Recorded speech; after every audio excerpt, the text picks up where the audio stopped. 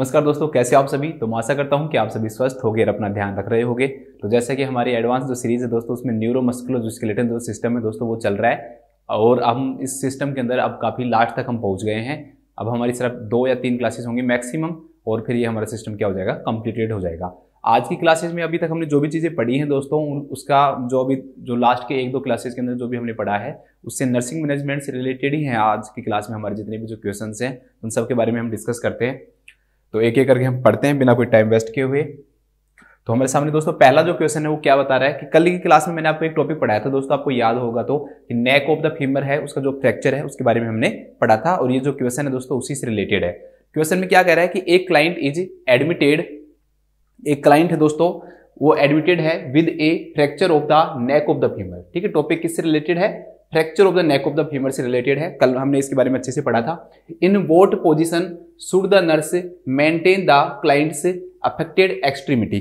अब मैंने आपको नेक ऑफ द फीमर का जो फ्रैक्चर जो हमने पढ़ा है दोस्तों, fracture of the neck of the femur हमने पढ़ा है, उसके जो क्लिनिकल मैनिफेस्टेशन थे उसमें मैंने आपको क्या बताया था दोस्तों कि इसके अंदर 2 चीजें पाई जाती है मेन। तो वैसे तो मैंने कई सारे क्लिनिकल मैनिफेस्टेशन बताए थे आपको, लेकिन 2 मैंने आपको क्या बताए थे। एक तो shortening of the affected limb, shortening of the affected limb पाया जाता है, और एक इसमें क्या पाया जाता है दोस्तों, एक्सटर्नल रोटेशन, एक्सटर्नल रोटेशन। एक मैंने आपको क्या बताया था दोस्तों, और इसके अलावा मैंने टेंडरनेस बताया था, और एक मैंने ये बताया था कि जो क्लाइंट है वो खड़ा होता है और कुछ दूर चल सकता है बट उसको सीवियर क्या होता है दोस्तों, पेन होता है। चलते समय उसको सीवियर क्या होता है, पेन होता है। ये मैंने आपको बताया था। अब देखो आप इसमें, अब इस क्वेश्चन में वो ये पूछ रहा है कि भाई क्लाइंट का अफेक्टेड जो एक्सट्रीमिटी है ना, आप उसकी पोजीशन को किस पोजीशन में मेंटेन करोगे। अब इसका जो आंसर जो निकलेगा ना वो इसके क्लिनिकल मैनिफेस्टेशन से निकलेगा। क्लिनिकल मैनिफेस्टेशन से कैसे निकलेगा दोस्तों कि ये जो क्लाइंट है इसकी पोजीशन को हम मेंटेन करेंगे तो किस प्रकार से मेंटेन करेंगे। पहला दे रखा है इसमें shortening of the affected limb. Shortening of affected जो लिम्ब है दोस्तों, इसके लिए हम क्या करवाएंगे, एक्सटेंशन करवाते हैं। क्लाइंट को क्या करवाते हैं, एक्सटेंशन, क्योंकि फ्लेक्शन होगा तो और ज्यादा शॉर्टनिंग होगी ना। तो इसमें extension of the knee and hip करवाएंगे हम। नी का एंड हिप का क्या होना चाहिए दोस्तों, एक्सटेंशन होना चाहिए। तो पहली चीज तो ये करवाएंगे। दूसरा दोस्तों, क्लाइंट का एक्सटर्नल रोटेशन है। अब कोई भी चीज मान लो बाहर की तरफ घूमनी हुई है, एक्सटर्नली रोटेटेड है वो, तो हम उसको वापस नॉर्मल लाने के लिए क्या करवाएंगे, इंटरनल रोटेशन, उसका जस्ट ऑपोजिट करवाएंगे ना। ठीक है, इसलिए एक्सटर्नल जो रोटेटेड जो अफेक्टेड लिम्ब है उसको ठीक करने के लिए हम क्या करवाएंगे दोस्तों, इंटरनल रोटेशन करवाएंगे, इंटरनल रोटेशन। तो इस प्रकार से आप इसको याद रख सकते हो कि इसका जो पोजीशन है दोस्तों उनको किस प्रकार से मेंटेन करनी है कि हमें जो नी और हिप है उसका एक्सटेंशन करवाना है। इसके अलावा जो अफेक्टेड जो एक्सट्रीमिटी है उसका क्या करवाना पड़ेगा, हमें इंटरनल रोटेशन करवाना पड़ेगा, तभी तो अलाइनमेंट में बैठेगा। कोई भी चीज है दोस्तों, मान लो इस प्रकार से नॉर्मल है और वो इधर घूम गई, वो एक्सटर्नल रोटेटेड हुई है, अब वापस इसको नॉर्मल लाना है तो वापस इस कंडीशन पे लाना पड़ेगा। तो ये एक्सटर्नल रोटेटेड है, वापस अंदर की तरफ लाएंगे तो रोटेशन कौन सा हो जाएगा, इंटरनल रोटेशन हो जाएगा। तो एक तो हम क्या करेंगे, उसको इंटरनल रोटेशन करेंगे। दूसरा वो शॉर्टनिंग है, तो शॉर्टनिंग को दूर करने के लिए फ्लेक्शन करोगे तो और ज्यादा शॉर्टनिंग होगा, तो उसके लिए हम क्या करवाएंगे दोस्तों, एक्सटेंशन करवाएंगे। तब इस क्वेश्चन में हमें ढूंढना है कि क्या किसमें क्लाइंट का extension of knee and hip है और साथ में इंटरनल रोटेशन है। इसमें इंटरनल रोटेशन है, बिल्कुल सही है। ये साथ में दे रखा है दोस्तों with flexion of the knee and hip, बिल्कुल गलत है। फ्लेक्शन नहीं करवाएंगे, क्या करवाएंगे दोस्तों, हम एक्सटेंशन करवाएंगे, इसलिए ये ऑप्शन क्या हो जाएगा हमारा, गलत हो जाएगा। दूसरा जो ऑप्शन हमें दे रखा है वो दे रखा है एक्सटर्नल रोटेशन, एक्सटर्नल रोटेशन करवाएंगे। ठीक है, तो ये बात हमारी सही है या गलत है, गलत है। क्यों, क्योंकि जो डिजीज है उस कंडीशन में एक्सटर्नल रोटेशन पाया जाता है। अब उसको वापस घुमाएंगे तो इंटरनल रोटेशन होगा, न कि एक्सटर्नल रोटेशन, तो ये भी गलत है। और साथ में दोस्तों flexion of the knee and hip, ये भी क्या हो गया, गलत हो गया, क्योंकि फ्लेक्शन की जगह हम क्या करवाते हैं, एक्सटेंशन करवाते हैं। थर्ड जो ऑप्शन दे रखा है दोस्तों उसमें हम इंटरनल रोटेशन करवाएंगे, बिल्कुल सही है। साथ में हम extension of the knee and hip करवाएंगे, ये भी बिल्कुल सही है। तो अभी तक इसमें एक एक गलत आ रहा है, तो इसमें तो दोनों ही गलत है, तो ये तो वैसे ही गलत हो गया, ये ऑप्शन भी गलत हो गया, लेकिन ये ऑप्शन अभी तक हमारे क्या है दोस्तों, बिल्कुल राइट है। फिर भी हम फोर्थ ऑप्शन पे जाते हैं, एक्सटर्नल रोटेशन करवाएंगे। तो एक्सटर्नल रोटेशन नहीं करवाते, क्यों, क्योंकि एक्सटर्नल रोटेशन में तो डिजीज कंडीशन में पाया जाता है, तो ये भी नहीं करवाएंगे। With extension of the knee and hip, हाँ ये सही है कि एक्सटेंशन करवाएंगे, लेकिन यहाँ पर ये गलत हो गया। तो जो राइट जो आंसर हो जाएगा हमारा दोस्तों, दैट वुड बी कि हम इसमें क्या करवाएंगे, internal rotation with extension of the knee and hip, कि हम उस क्लाइंट का इंटरनल रोटेशन कराएंगे साथ में extension of knee and hip के साथ में। ठीक है, तो इसमें लिख लो, इसमें लिखो neck of the femur, neck of the femur के फ्रैक्चर वाले क्लाइंट में, फीमर के फ्रैक्चर वाले क्लाइंट में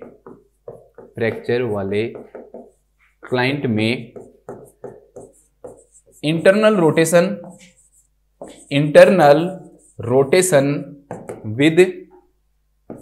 रोटेशन विद एक्सटेंशन ऑफ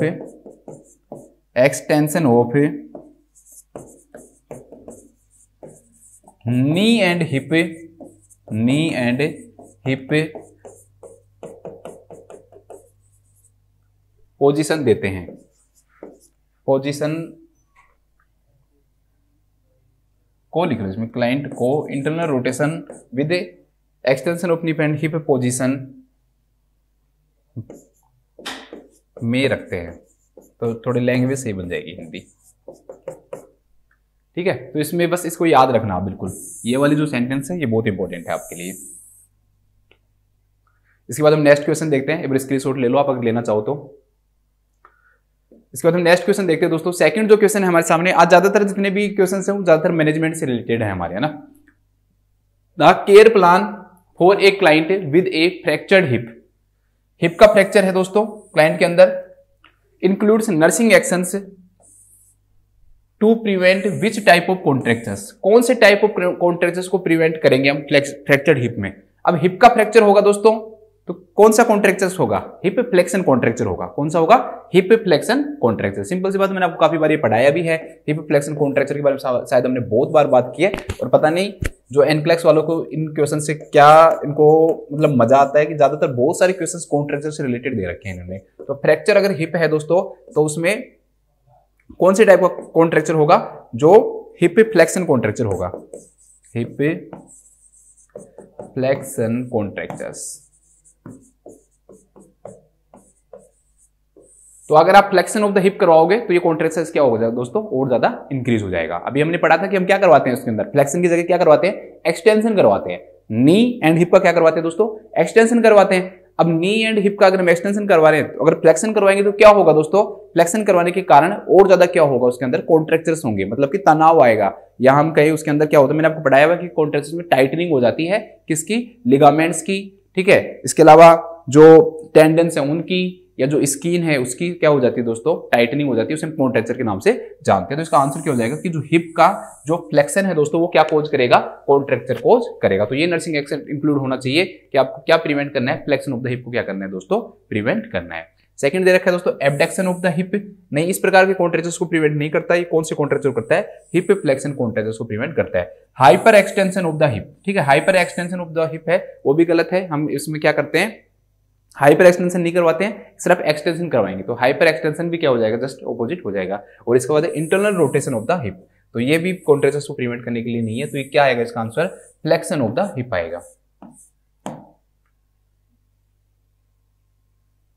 ठीक है, तो कॉन्ट्रैक्चर्स आपको प्रिवेंट करने हैं तो क्या करना पड़ेगा, आपको प्रिवेंट करना पड़ेगा, फ्लेक्शन ऑफ द हिप को प्रिवेंट करना पड़ेगा। फ्लेक्शन ऑफ द हिप को क्या करना पड़ेगा दोस्तों, प्रिवेंट करना पड़ेगा। इसके बाद हम नेक्स्ट क्वेश्चन देखते हैं, तो इसमें लिख लो इसको एक बार, लिखो, फ्रैक्चर ऑफ हिप वाले क्लाइंट में, फ्रैक्चर ऑफ हिप वाले क्लाइंट में, फ्रैक्चर ऑफ हिप वाले क्लाइंट में हिप फ्लेक्शन कॉन्ट्रैक्चर पाए जाते हैं। हिप फ्लेक्शन कॉन्ट्रैक्चर्स पाए जाते हैं, पाए जाते हैं। बिल्कुल सिंपल सा क्वेश्चन है, कुछ इतना इंपॉर्टेंट भी नहीं है ये। इसके बाद हम नेक्स्ट क्वेश्चन देखते हैं। ए nurse is caring for a client who developed aseptic necrosis. एक वर्ड है दोस्तों, दैट इज असेप्टिक नेक्रोसिस। इसके बारे में अभी बात करेंगे। एक नर्स है, केयर कर रही है क्लाइंट की, उसको उसने क्या डेवलप कर लिया दोस्तों, असेप्टिक नेक्रोसिस डेवलप किया उस क्लाइंट ने। ठीक है, किसके कारण, after a fracture of the head of the femur. Head of the femur का फ्रैक्चर होने के कारण उस क्लाइंट के अंदर क्या हो गया दोस्तों, असेप्टिक नेक्रोसिस हो गया उसको। The nurse understand that aseptic necrosis is associated with which factor. Nurse ये समझती है कि जो असेप्टिक नेक्रोसिस है दोस्तों वो किस चीज से क्या है, रिलेटेड है। अब आपको इसको समझना है कि भाई असेप्टिक नेक्रोसिस का मीनिंग क्या होता है। सबसे पहले तो असेप्टिक नेक्रोसिस का मतलब ये होता है दोस्तों, कभी भी क्या होता है कि हेड ऑफ द फीमर है ना, अगर हेड ऑफ द फीमर के अंदर दोस्तों कभी भी क्या होता है, फ्रैक्चर होता है, तो एक्चुअली में इधर से क्या जाती रहती है, ब्लड वेसल्स जाती हैं। क्या जाती हैं दोस्तों, ब्लड वेसल्स जाती हैं। अब यहां से जब ब्लड वेसल्स जाएंगी और यहां पर क्या हो जाए दोस्तों, फ्रैक्चर हो जाए, तो फ्रैक्चर होने के कारण ये जो ब्लड जो सर्कुलेशन है दोस्तों वो स्टॉप हो जाता है। ब्लड सर्कुलेशन क्या हो जाएगा, स्टॉप हो जाएगा। अगर ब्लड सर्कुलेशन क्या हो गया दोस्तों, स्टॉप हो गया, तो इसके कारण क्या होने लग जाएगा कि जो बोन को जो ब्लड सप्लाई है वो बंद हो जाएगी। तो बोन की जो ब्लड सप्लाई है वो बंद हो जाएगी, तो stoppage of blood supply, stoppage of the blood supply to the bone. तो जो बोन तक जो ब्लड सप्लाई जा रही है दोस्तों, वो ब्लड सप्लाई क्या हो गई, रुक गई। अगर बोन तक ब्लड सप्लाई नहीं जा रही है तो बोन का डिस्ट्रक्शन स्टार्ट हो जाएगा। बोन की जो सेल्स है दोस्तों उनको भी तो ऑक्सीजन की जरूरत है ना, तो जो बोन की जो सेल्स है वो क्या होने लग जाएंगी दोस्तों, डिस्ट्रैक्ट होने लग जाएगी, या बोन के अंदर क्या हो जाएगा दोस्तों, नेक्रोसिस हो जाएगा। क्या हो जाएगा, नेक्रोसिस हो जाएगा। इसे हम किस नाम से जानते हैं दोस्तों, इसे ही हम असेप्टिक नेक्रोसिस के नाम से जानते हैं। इसे हम किस नाम जानते हैं, असेप्टिक नेक्रोसिस या एवेस्कुलर नेक्रोसिस, कि भाई ब्लड वेसल्स को क्या नहीं मिल पा रही, ब्लड वेसल्स के कारण ऑक्सीजन नहीं मिल पा रही है। ठीक है, तो इसे हम एसेप्टिक नेक्रोसिस के नाम से जानते हैं। अब आप इसको समझो कि इस क्वेश्चन में क्या क्या कह रहा है। ये जस्ट ये पूछ रहा है दोस्तों कि एक नर्स है वो केयर कर रही है, उस क्लाइंट को असेप्टिक नेक्रोसिस डेवलप हो गया है, कारण था हेड ऑफ द फीमर का फ्रैक्चर। तो नर्स को ये बताना है कि ये होता क्या है, ये होता क्या है। अब इसमें पहला जो ऑप्शन दे रखा है दोस्तों, क्या दे रखा है कि infection at the site of the wound. जो साइट ऑफ द वुंड है दोस्तों वहां पर क्या हो जाता है, इन्फेक्शन हो जाता है। एक बताता हूं, साइट ऑफ वुंड पे इस जो ये जो टर्म है इसमें क्या है दोस्तों, वर्ड असेप्टिक। दो वर्ड इसमें, एक असेप्टिक एक नेक्रोसिस। तो असेप्टिक का मतलब ही क्या होता है दोस्तों, free from infection, free from infection, कि इन्फेक्शन तो होगा ही नहीं, तो इन्फेक्शन के कारण नहीं हो रहा है। अगर इन्फेक्शन के कारण होता तो हम इसे क्या बोलते हैं, सेप्टिक नेक्रोसिस बोलते हैं। लेकिन यहां पर ये ब्लड सप्लाई के कारण हो रहा था, नेक इन्फेक्शन के कारण। ये तो फ्री फ्रॉम इन्फेक्शन है ना, जबकि पहले ऑप्शन में क्या कह रहा है, infection at the site of the wound. तो infection at the site of the wound क्या कहलाता है दोस्तों, सेप्टिक नेक्रोसिस कहलाता है, न कि असेप्टिक नेक्रोसिस। इसलिए ये ऑप्शन भी आपका क्या हो जाएगा दोस्तों, गलत हो जाएगा। सेकंड जो ऑप्शन वो क्या कह रहा है, weight bearing before the fracture is healed, कि भाई जो जब फ्रैक्चर हील करते हैं उससे पहले वेट बियर करने के कारण, मतलब वजन के करने के कारण क्या हो गया है दोस्तों, फ्रैक्चर हो गया। वजन के कारण क्या हो सकता है दोस्तों, जो बोन है उसका आगे और ज्यादा फ्रैक्चर हो सकता है, या और ज्यादा क्या हो सकती है, इंजरी हो सकती है, और ज्यादा फ्रैक्चर हो सकता है। ठीक है, लेकिन ये नहीं होगा कि उसके कारण ब्लड सप्लाई रुक जाएगी। तो वेट बियरिंग का जो रीजन है दोस्तों, वेट बियरिंग के कारण, वेट बियरिंग के कारण क्या नहीं होगा, असेप्टिक नेक्रोसिस नहीं होगा। वेट बियरिंग के कारण क्या हो सकता है, जैसे जो फ्रैक्चर है वो और ज्यादा बढ़ जाएगा। ठीक है, यहां वहां पर टिश्यूज की इंजरी होने लग जाएगी। क्यों, मान लो बोन जो ओपन है और बोन ओपन रहेगी, आपने वेट ज्यादा बियर किया तो वो डैमेज कर सकती है किसको, जो वहां पर पाए जाने वाले जो टिश्यूज है उनको डैमेज कर सकती है। तो दोस्तों इसके कारण क्या हो सकता है, और ज्यादा इंजरी हो सकती है, या जो फ्रैक्चर है और ज्यादा क्या हो सकता है दोस्तों, एडवांस हो सकता है। लेकिन इसके कारण ये नहीं हो सकता कि उस क्लाइंट को क्या हो जाएगा, असेप्टिक नेक्रोसिस हो जाएगा। तो ये भी क्या हो जाएगा दोस्तों, गलत हो जाएगा। नेट दे रखा है दोस्तों, immobilization after reduction of the fracture.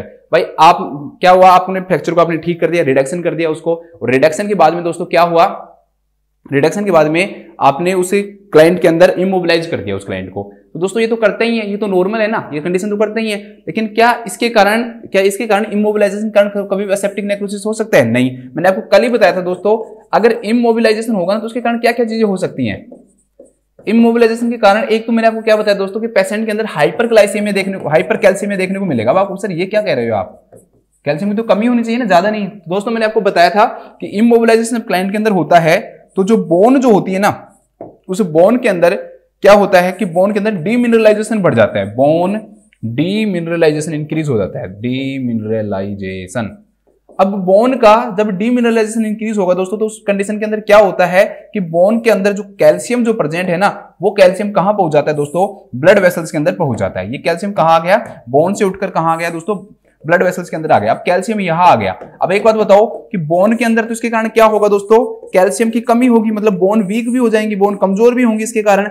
ठीक है, और दूसरा दोस्तों इसके कारण क्या होगा, जो ब्लड के अंदर जो कैल्शियम है दोस्तों उसकी अमाउंट क्या होगी, ज्यादा हो जाएगी। और ब्लड के अंदर ही ज्यादा कैल्शियम क्या कहलाता है, हाइपर कैल्शियम कहलाता है। नॉर्मल जो लेवल है दोस्तों वो 9 to 11 mg पर DL होता है, जबकि आप कुछ बुक्स के अंदर जैसे एनक्लैक्स उसके अंदर दे रखा है 8.6 to 10 mg पर DL। लेकिन आपको ये याद रखना, ये ज्यादा एक्सेप्टेबल है, ये एनक्लैक्स के एनक्लेक्स के अंदर मैं ये कहूंगा कि ये ज्यादा बेटर नहीं है ये ऑप्शन, ज्यादा जो बढ़िया आंसर जो होगा कि भाई कैल्शियम का कितना लेवल होता है वो 9 to 11 mg/dl करोगे, तो उसके कारण ब्लड के अंदर जो कैल्शियम ज्यादा देखने को मिलेगा। इसी कारण जो दोस्तों लिमिटेड कैल्शियम डाइट देते हैं हम, ऐसे क्लाइंट को क्या देते हैं, लिमिटेड कैल्शियम डाइट देते हैं। क्यों? क्योंकि ऐसे पेशेंट के अंदर अगर आपने और ज्यादा कैल्शियम दे दिया तो ब्लड के अंदर पहले से कैल्शियम है और कैल्शियम आपने बाहर से डाइट से दे दिया, तो ऐसे कैल्शियम के अंदर ऐसे इतने ज्यादा कैल्शियम होने के कारण उस क्लाइंट के अंदर रीनल स्टोन होने के क्या हो जाते हैं दोस्तों, चांसेस हो जाते हैं। रीनल स्टोन होने के क्या हो जाते हैं, चांसेस हो जाते हैं। तो ये भी एक क्वेश्चन हमने पढ़ा था कि भाई रीनल स्टोन होने का कारण क्या होता है, कि बोन का डीमिनरलाइजेशन होने का कारण होता है वो, ठीक है। और जब भी हम एक्टिविटी ज्यादा करते हैं दोस्तों तो ये डीमिनरलाइजेशन क्या हो जाता है, कम हो जाता है। तो इसलिए ये आंसर भी क्या हो गया, गलत हो गया। इसके कारण दो चीजें हो सकती हैं, एक चीज मैंने आपको बता दी कि एक तो क्या हो सकता है इसके कारण हाइपर कैल्शियम हो सकता है, ये बोन है वो वीक हो सकती है। दूसरा इसके कारण क्या होगा, प्रेशर सोर अल्सर हो सकता है, प्रेशर सोर हो सकता है, डेक्यूबाइटिस जो अल्सर है वो हो सकता है। क्यों? क्योंकि क्लाइंट इमोबिलाइज्ड रहा, मूवमेंट नहीं किया करेगा दोस्तों, तो जो स्किन की जो सप्लाई है वो भी क्या हो जाती है, डिक्रीज हो जाती है, और प्रेशर पड़ने के कारण जो प्रेशर सोर अल्सर है दोस्तों उसके होने के चांसेस भी क्या हो जाते हैं, बढ़ जाते हैं। तो इमोबिलाइजेशन होने के कारण ये चीजें तो हो सकती हैं, लेकिन सिर्फ इमोबिलाइजेशन होने के कारण असेप्टिक नेक्रोसिस नहीं हो सकता है, असेप्टिक नेक्रोसिस नहीं हो सकता है। तो ये ऑप्शन भी आपका क्या हो जाएगा, गलत हो जाएगा। तो थर्ड ऑप्शन भी आपका गलत हो गया। फोर्थ जो है दोस्तों क्या कर रहा है कि loss of the blood supply to the head of the femur. Fourth क्या कर रहा है दोस्तों, loss of the blood supply to the head of the femur. और अभी हमने जो समझा है, जो अभी मैंने आपको समझाया था दोस्तों, उसमें मैंने आपको क्या समझाया था कि भाई यहां से ये जो ब्लड सप्लाई है दोस्तों जो हेड ऑफ फीमर को जा रही है क्या हो गई है, कट ऑफ हो गई है। और उस कट ऑफ होने के कारण क्या हो रहा है दोस्तों कि जो बोन की जो सेल्स है, जो बोन है दोस्तों उसका डिस्ट्रक्शन स्टार्ट हो गया है, या उसका क्या स्टार्ट हो गया दोस्तों, नेक्रोसिस स्टार्ट हो गया है। इसे ही हम किस नाम से जानते हैं, इसे ही हम दोस्तों किस नाम से जानते हैं, असेप्टिक नेक्रोसिस के नाम से जानते हैं। तो फोर्थ जो ऑप्शन है वो यही बात कर रहा है जो मैंने आपको अभी समझाई है कि क्या हो सकता है फ्रैक्चर के कारण। तो इसका जो आंसर होगा that would be loss of the blood supply to the head of the femur, to the head of the femur. अब इसको हम लिख लेते हैं, चलो लिख लो। तो लिखो head of the femur, head of the femur के फ्रैक्चर के कारण, हेड ऑफ द फीमर के फ्रैक्चर के कारण। तो फ्रैक्चर को ऐसे लिखते हैं ना हॉस्पिटल में, जो हैज जो होता है ना, मोबाइल के अंदर भी आता है हैज, ठीक है।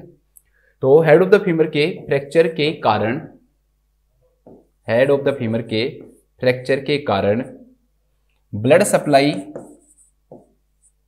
Blood supply to the head of femur, blood supply to the head of femur obstruct हो जाती है, ऑब्स्ट्रैक्ट हो जाती है, ऑब्स्ट्रैक्ट हो जाती है, ऑब्स्ट्रैक्ट हो जाती है, जिसके कारण, ऑब्स्ट्रैक्ट हो जाती है जिसके कारण, जिसके कारण aseptic necrosis, aseptic necrosis, bracket में लिखना, distraction of the, distraction of the bone, distraction of the bone due to stoppage of blood supply, due to stoppage of blood supply हो जाता है, हो जाता है। इसे हम एवेस्कुलर नेक्रोसिस भी कहते हैं कि ब्लड सप्लाई के रुकने के कारण नेक्रोसिस हो रहा है, that is known as avascular necrosis. इसके बाद हम नेक्स्ट क्वेश्चन देखते हैं, एक बार आप इसका स्क्रीनशॉट ले लो।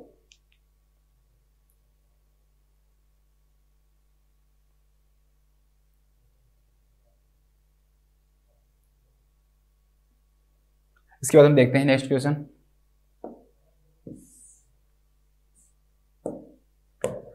नेक्स्ट जो क्वेश्चन है दोस्तों में, to reduce a hip fracture, एक हिप फ्रैक्चर को रिड्यूस करने के लिए, मतलब कि रिड्यूस जो वर्ड है ना उसका मतलब होता है दोस्तों अलाइनमेंट में लाना, ठीक है। रिड्यूस का मतलब यहां पर कम करना नहीं है, एक तरह से रिडक्शन जो वर्ड है ना, रिडक्शन जब हम ऑर्थोपेडिक्स में यूज करते हैं तो इसका मतलब होता है कि बोन को किस में लाना दोस्तों, अलाइनमेंट में लाना, बोन अलाइनमेंट, ठीक है, ये ध्यान रखना।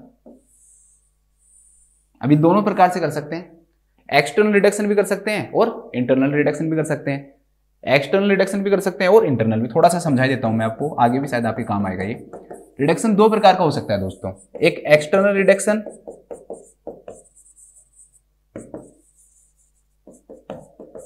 और एक इंटरनल रिडक्शन,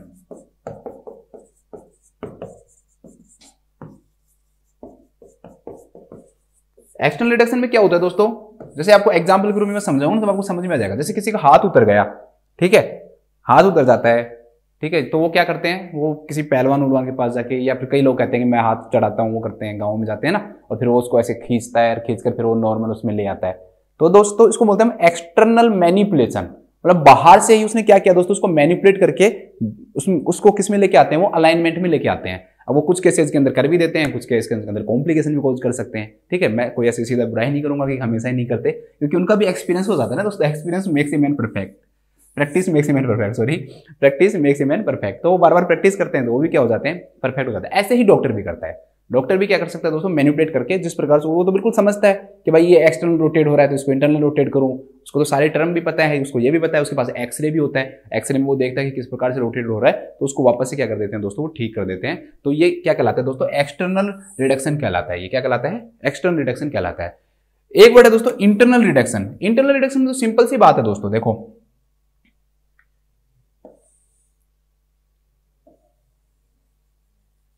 ये कोई पर्सन है, ये इसकी बोन है, ये इसकी बोन अलाइनमेंट में नहीं है, तो आप इसको यहां से कट करो, ठीक है, मतलब ओपन करो सर्जरी करके। सर्जरी के दौरान इसको क्या किया जाएगा, ओपन किया जाएगा, ओपन करके इन दोनों को वहां बोन तक पहुंचा जाएगा, और बोन तक पहुंचकर इसको वापस किस में लेके आएंगे, हम अलाइनमेंट में लेके आएंगे, वापस से अलाइनमेंट में लेके आएंगे।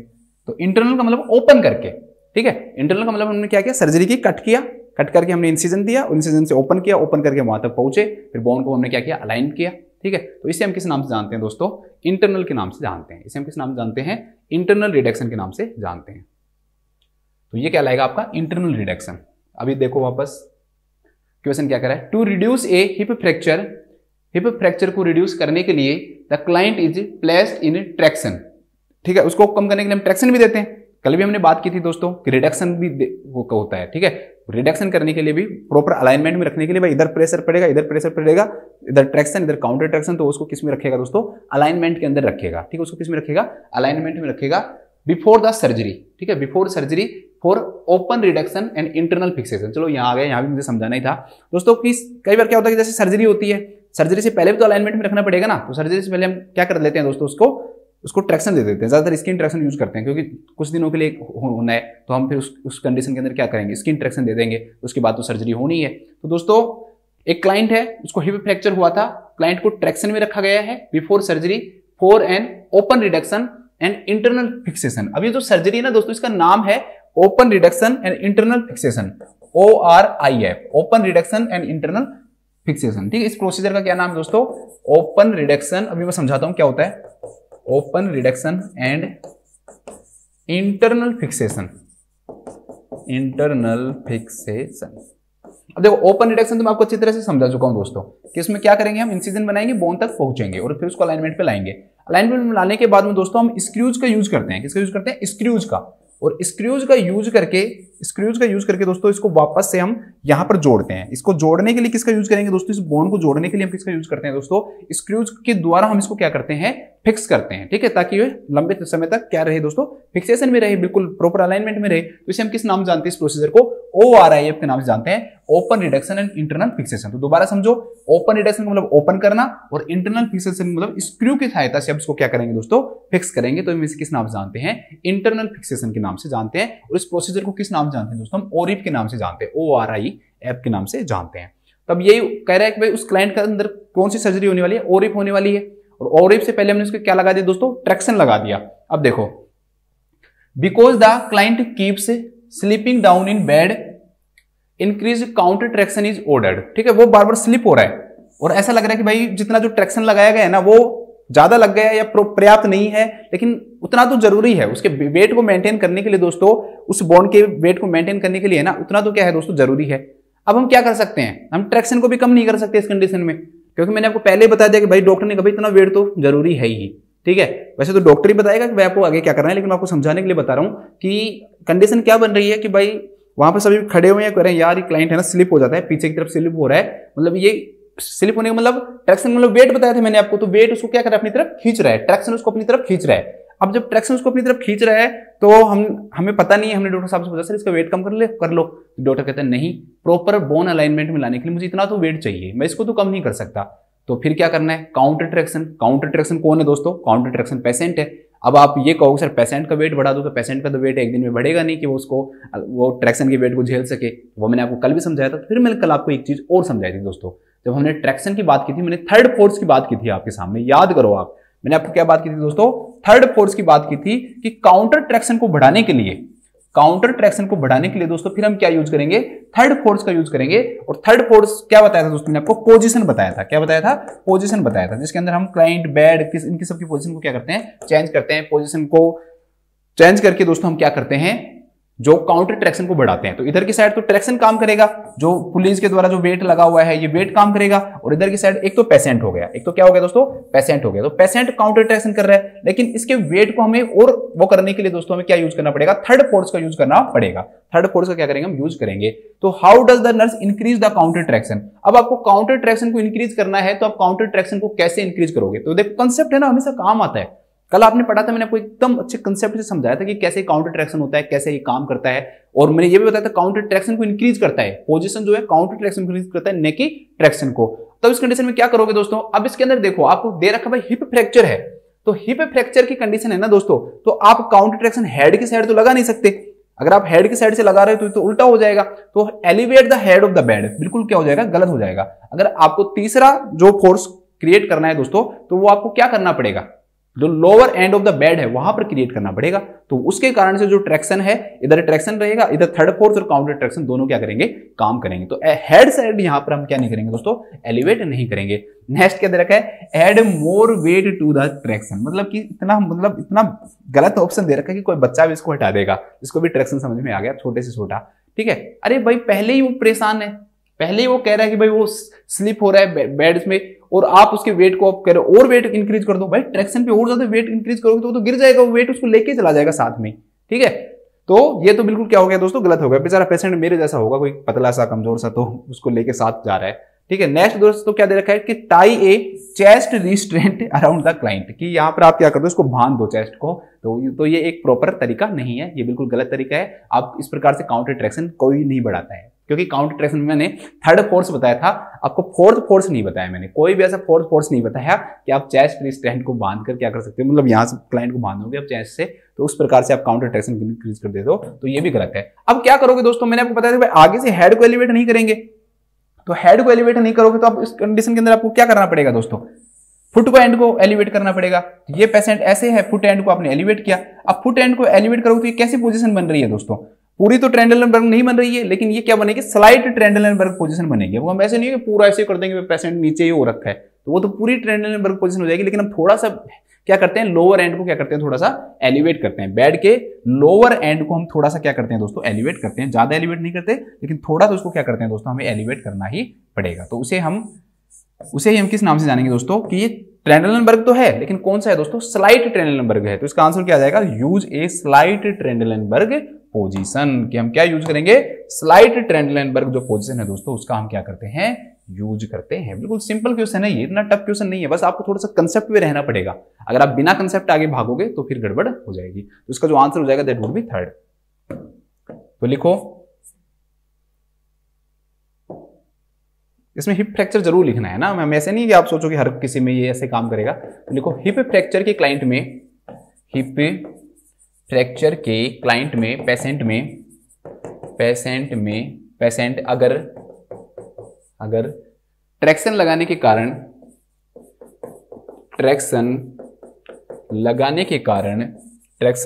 कारण स्लिप डाउन होता है, तो उसे स्लाइट ट्रेंडलनबर्ग पोजीशन देकर, ब्रैकेट में लिखना थर्ड फोर्स पोजीशन देकर काउंटर ट्रैक्शन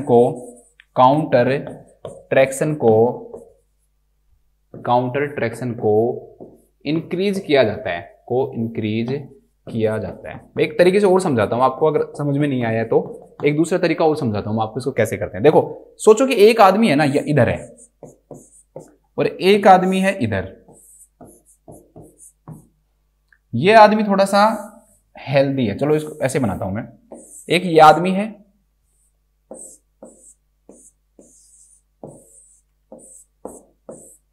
और एक यहां पर एक आदमी ये है।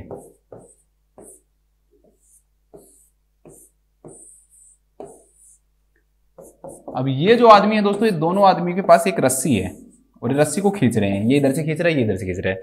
तो आपको इसका शरीर दिख रहा होगा, तो ये अपने शरीर से रस्सी को इधर खींच रहा है। तो ये आदमी भी इधर खींचेगा रस्सी के साथ में, अगर इसने छोड़ा नहीं तो ये रस्सी को लेके जाएगा। दोनों चीजों में से एक चीज होगी। अब हम क्या करें दोस्तों कि भाई इसको बैलेंस किया जाए। तो अब ये आदमी कितना वजन है, इसका तो वजन इतना कर नहीं सकते, तो हम क्या करेंगे, हम एक तीसरा आदमी और लेके आएंगे, थर्ड आदमी और लेके आएंगे दोस्तों। तो अब यहां पर एक की जगह कितने आदमी खड़े हो जाएंगे, 2 खड़े हो जाएंगे, एक और खड़ा हो जाएगा यहां पे। और ये दोनों आदमी दोस्तों अब इसको क्या करने की कोशिश करेंगे, रोकने की कोशिश करेंगे। तो क्या समझ में आया, ये जो पहला वाला आदमी था ये ट्रैक्शन था, दैट वाज द ट्रैक्शन। जो इस आदमी को पहले खींच रहा था और ये खींच भी रहा था, तो इस क्वेश्चन में यही दे रखा है कि ट्रैक्शन लगाने के बाद पेशेंट क्या हो रहा है, स्लिप डाउन हो रहा है, गिर रहा है वो पीछे की तरफ। तो हमने क्या किया दोस्तों, ये आदमी खुद क्या है, काउंटर ट्रैक्शन है। ये खुद क्या है दोस्तों, काउंटर ट्रैक्शन। अब इसका वेट तो हम इंक्रीज कर नहीं सकते, ये भी मैंने आपको बताया था कि भाई इसके बराबर हम इसका वेट ले आए, इसके बराबर शरीर ले आए, तो वो तो हम ला नहीं पाएंगे। तो फिर हम क्या करेंगे, थर्ड फोर्स लेके आएंगे। और वो थर्ड फोर्स क्या है दोस्तों, ये जो तीसरा जो आदमी है ना, ये क्या है आपकी, ये पोजीशन। ये क्या है दोस्तों, पोजीशन है। और अगर ये हिप फ्रैक्चर की बात हो रही है, if we are talking about hip fracture, अगर हम हिप फ्रैक्चर की बात कर रहे हैं, तो ये तीसरा आदमी कौन सा है दोस्तों, स्लाइट ट्रेंडलेनबर्ग है। ये स्लाइट ट्रेंडलेनबर्ग पोजीशन है। ये बस समझ में आ गया होगा। देखो आदमियों से समझ में आ गया ट्रैक्शन आपको। कितने इंटेलिजेंट हो आप लोग, कितना साथ दे रहे हो मेरा। इसके बाद हम बात करते हैं नेक्स्ट क्वेश्चन की। इसका स्क्रीनशॉट ले लेना अगर नहीं लिया तो। कोई भी चीज टफ नहीं होती है, बस कंसेप्ट पे डिपेंड होती है, वो आप किस प्रकार से कंसेप्ट यूज करते हो। अगर आप उसको रटने की कोशिश करोगे तो कोई चीज याद नहीं होगी आपको। नेक्स्ट क्वेश्चन है दोस्तों कि ए nurse is caring for a client who had an open reduction and internal fixation of A femoral neck fracture. ठीक है, क्लाइंट का जो कल हमने बात की थी फीमोरल नेक फ्रैक्चर की, अच्छे से फीमोरल नेक का उसको क्या हुआ दोस्तों, फ्रैक्चर हुआ है। इस फीमोरल नेक के फ्रैक्चर के बाद में हमने उसका क्या किया दोस्तों, ओरिप किया। हमने उसका क्या किया दोस्तों, प्रोसीजर ओरिप किया। और हमने इसको ओपन किया, वहां से ओपन करके उसको रिडक्शन किया, और फिर इसके स्क्रू के द्वारा हमने क्या कर दिया दोस्तों, इसको फिक्स कर दिया। स्क्रूज के द्वारा हमने इसको क्या कर दिया दोस्तों, फिक्स कर दिया। इसके बाद नेक्स्ट क्या है, the client has an ordered for ambulation. The client has an ordered for ambulation with slight weight. देखो उसको समझना, slight weight bearing on the affected extremity. ये कुछ वेट को क्या कर सकता है दोस्तों, ये भी बियर कर सकता है। जो क्लाइंट है वो कुछ वेट को क्या कर सकता है, बियर कर सकता है। Slight weight bearing on the affected extremity. ठीक है, उसके जो एक जो टांग बेचारे की टूटी थी, एक जो फीमर जो है दोस्तों नेक, उसकी जो इंजरी हुई थी, उस पर उसको कह दिया कि भाई अब आप एक काम करो, आप खड़े हो और एम्बुलेट करो, लेकिन आपको वेट का थोड़ा सा ध्यान रखना है और आपको स्लाइट वेट बियर करना है किस पे, अफेक्टेड एक्सट्रीमिटी पे। During the physical assessment, physical assessment के दौरान नर्स आइडेंटिफाई करती है that the client has kyphosis. अब मैंने आपको तीनों समझाए हुए हैं दोस्तों कि काइफोसिस क्या होता है। एक होता है दोस्तों काइफोसिस, एक होता है लॉर्डोसिस, और एक होता है स्कोलियोसिस। काइफोसिस में के अंदर क्या होता है दोस्तों कि जो जैसे मान लो नॉर्मल, एक नॉर्मल होता है, तो नॉर्मल के अंदर जैसे मान लो ये पर्सन है, ये पर्सन है नॉर्मल, तो ये इसकी वर्टिब्रल कॉलम इस प्रकार से सीधी रहेगी, तो ये क्या कहलाएगा दोस्तों, आपका नॉर्मल कहलाएगा। काइफोसिस के अंदर जो वर्टिब्रल कॉलम है ये बाहर की तरफ निकलेगी, तो जिसको हम्प के नाम से जानते हैं, बाहर की तरफ निकलना। ठीक है, तो उसे हम किस नाम से जानेंगे दोस्तों, काइफोसिस के नाम से जानेंगे। इसमें बाहर की तरफ निकलेगा, बनाऊ कीजिए, ये इसके पीछे का एरिया है और ये बाहर की तरफ निकल रही है। ठीक है, यहां से बनाया नहीं जाएगा। हाँ, इस पर्सन को मैं इधर खड़ा करके बना सकता हूं, एक मिनट रुको। जैसे ये इसका चेहरा है,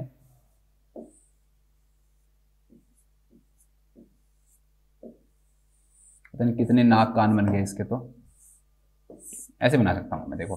तो इसमें जो वर्टिब्रल कॉलम है, वैसे नॉर्मल पर्सन के अंदर जो वर्टिब्रल कॉलम है दोस्तों, अगर हम सेम पर्सन बनाए, ये फिर भी ठीक बनाए, सेम पर्सन बनाए तो ये वर्टिब्रल कॉलम ऐसे होनी चाहिए, लेकिन काइफोसिस में वर्टिब्रल कॉलम कैसे होगी दोस्तों, बाहर की तरफ, इस प्रकार से।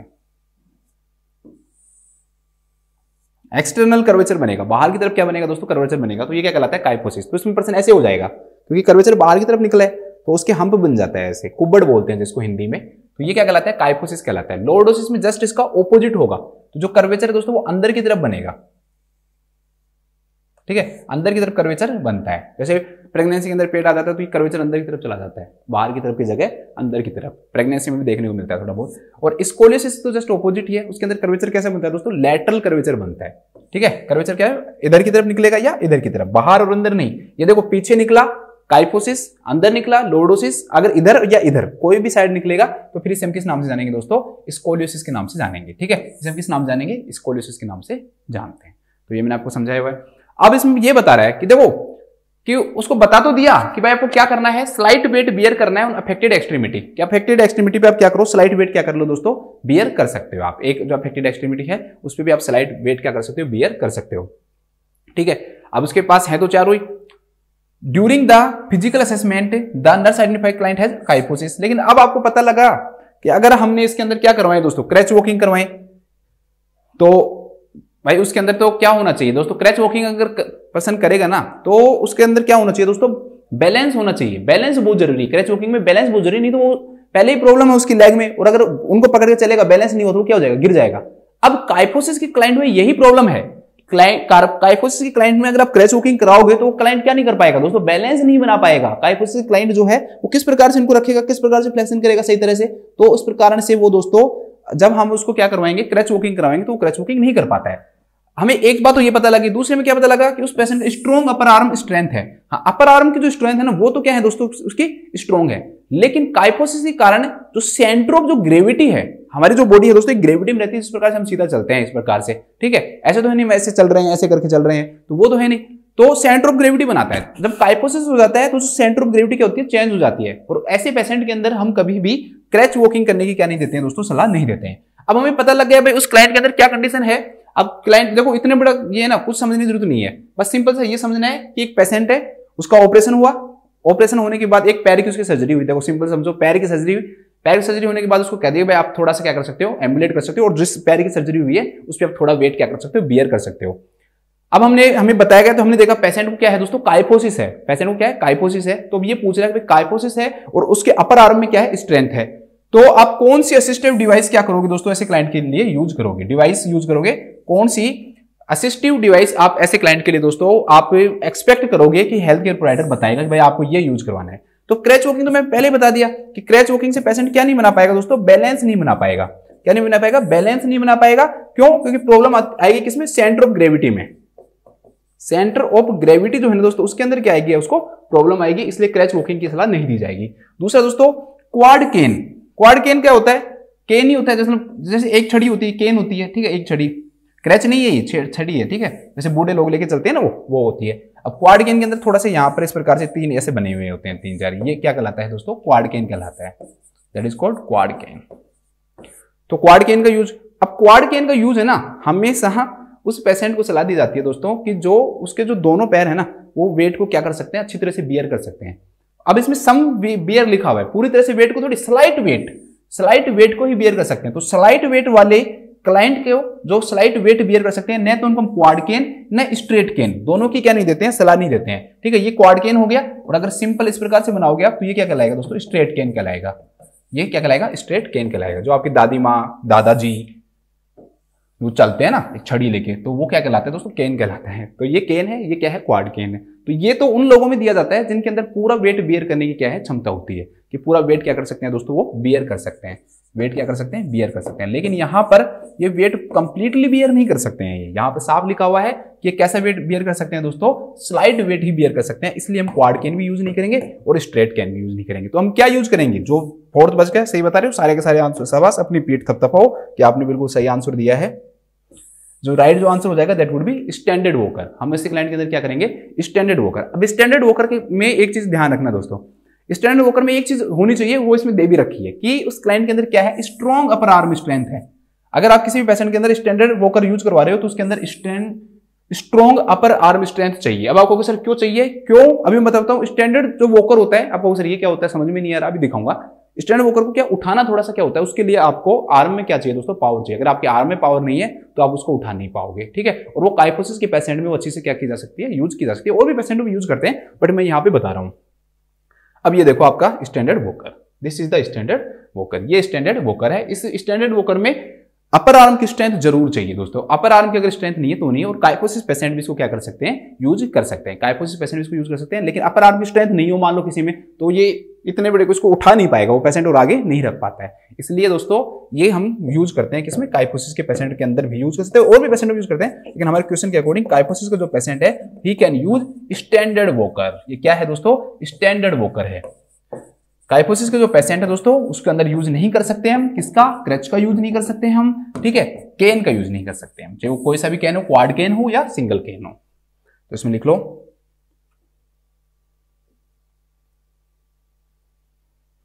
लिखो लिखो अगर फ्रैक्चर ऑफ फीमर के बाद, फीमर की सर्जरी के बाद की ओरिफ सर्जरी, चलो पूरा लिख लो, पूरा क्वेश्चन आ जाएगा, शॉर्ट में लिख रहे हैं ना। ओरिफ सर्जरी के बाद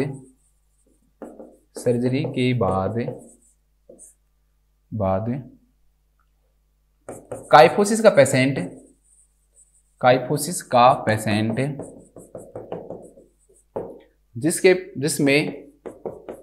जिसमें अपर आर्म स्ट्रेंथ है, अपर आर्म स्ट्रेंथ है उसे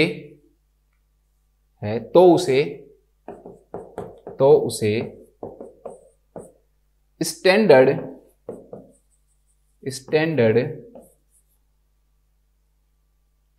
पूरा लिखो यार, वो क्वेश्चन एक लाइन में लिखनी पड़ेगा। स्ट्रेंथ है तथा उसे स्लाइट वेट बियरिंग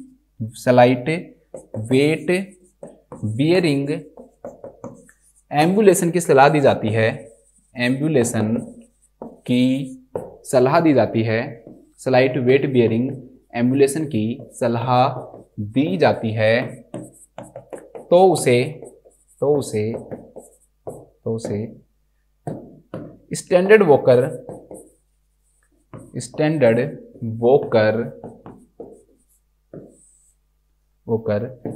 एससीपी के द्वारा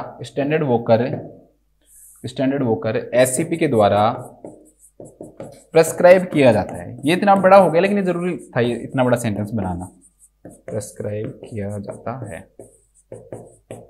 नहीं फिर समझ में नहीं आता ना, क्योंकि कई चीजें हमारे जोड़ना जरूरी था। इसमें हम काइफोसिस भी जोड़ना जरूरी था, ये भी जोड़ना जरूरी था, ठीक है। और इसके अलावा हमें ये भी जोड़ना जरूरी था कि अपर आर्म की स्ट्रेंथ है, ये भी जरूरी है। स्लाइट वेट बियरिंग है या सम वेट बियरिंग है, ये भी जरूरी था। तो स्टैंडर्ड वॉकर जोड़ना जरूरी है। तो पूरा आपको लग रहा होगा कि सर ये इतना बड़ा कैसे बना दिया, लेकिन ये इतना बड़ा ही आपके लिए जरूरी है, तभी ये बनाया गया है। एक बार इसका स्क्रीनशॉट ले लीजिए आप लोग। फिर इसके बाद हम नेक्स्ट क्वेश्चन पे आते हैं। पॉज कर लिया करो एक बार स्क्रीनशॉट लेने के लिए, ऐसे नहीं कि मैं भी रुका रहूंगा तब तक। तो इसके बाद हम नेक्स्ट क्वेश्चन देखते हैं। बिल्कुल छोटा सा क्वेश्चन है, ये सिंपल क्वेश्चन है।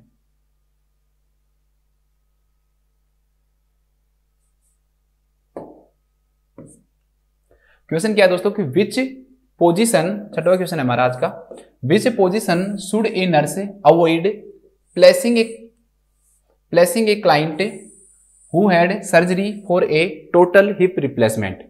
एक क्लाइंट है दोस्तों, उसका टोटल हिप रिप्लेसमेंट की सर्जरी हुई है। अब टोटल हिप रिप्लेसमेंट है, उसमें मैंने आपको पहले बताया हुआ है कि उसके अंदर दो कंपोनेंट होंगे, एक एसिटाबुलर जो कंपोनेंट है वो भी होगा, और साथ में जो फीमर बोल जो कंपोनेंट है, फीमर हेड जो कंपोनेंट है दोस्तों, वो भी होते हैं, ठीक है। कैविटी की तरह प्रोस्थेसिस लगाया जाएगा, जो कैविटी की तरह दिखेगा उसे हम एसिटाबुलर कंपोनेंट बोलेंगे। एक फीमर का जो हेड होता है वो कंपोनेंट लगाया जाता है, तो उसे हम किस नाम जानते हैं दोस्तों, टोटल हिप रिप्लेसमेंट के नाम से जानते हैं, या इसे हम हिप अर्थ्रोप्लास्टी के नाम से भी जानते हैं। It is also known as hip अर्थ्रोप्लास्टी।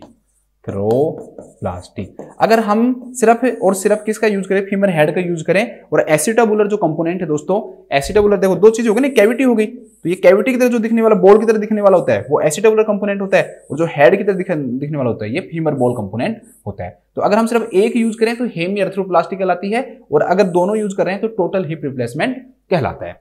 तो सर्जरी हुई है उसकी, तो आप उसको कौन सी पोजीशन देना दोस्तों अवॉइड करोगे। देखो ये वर्ड पकड़ा करो, बहुत जरूरी है, ठीक है। अगर इसमें अवॉइड नहीं याद रखते तो गलत हो जाएगा। कौन सी पोजीशन देना दोस्तों, क्या करना चाहिए, अवॉइड करना चाहिए।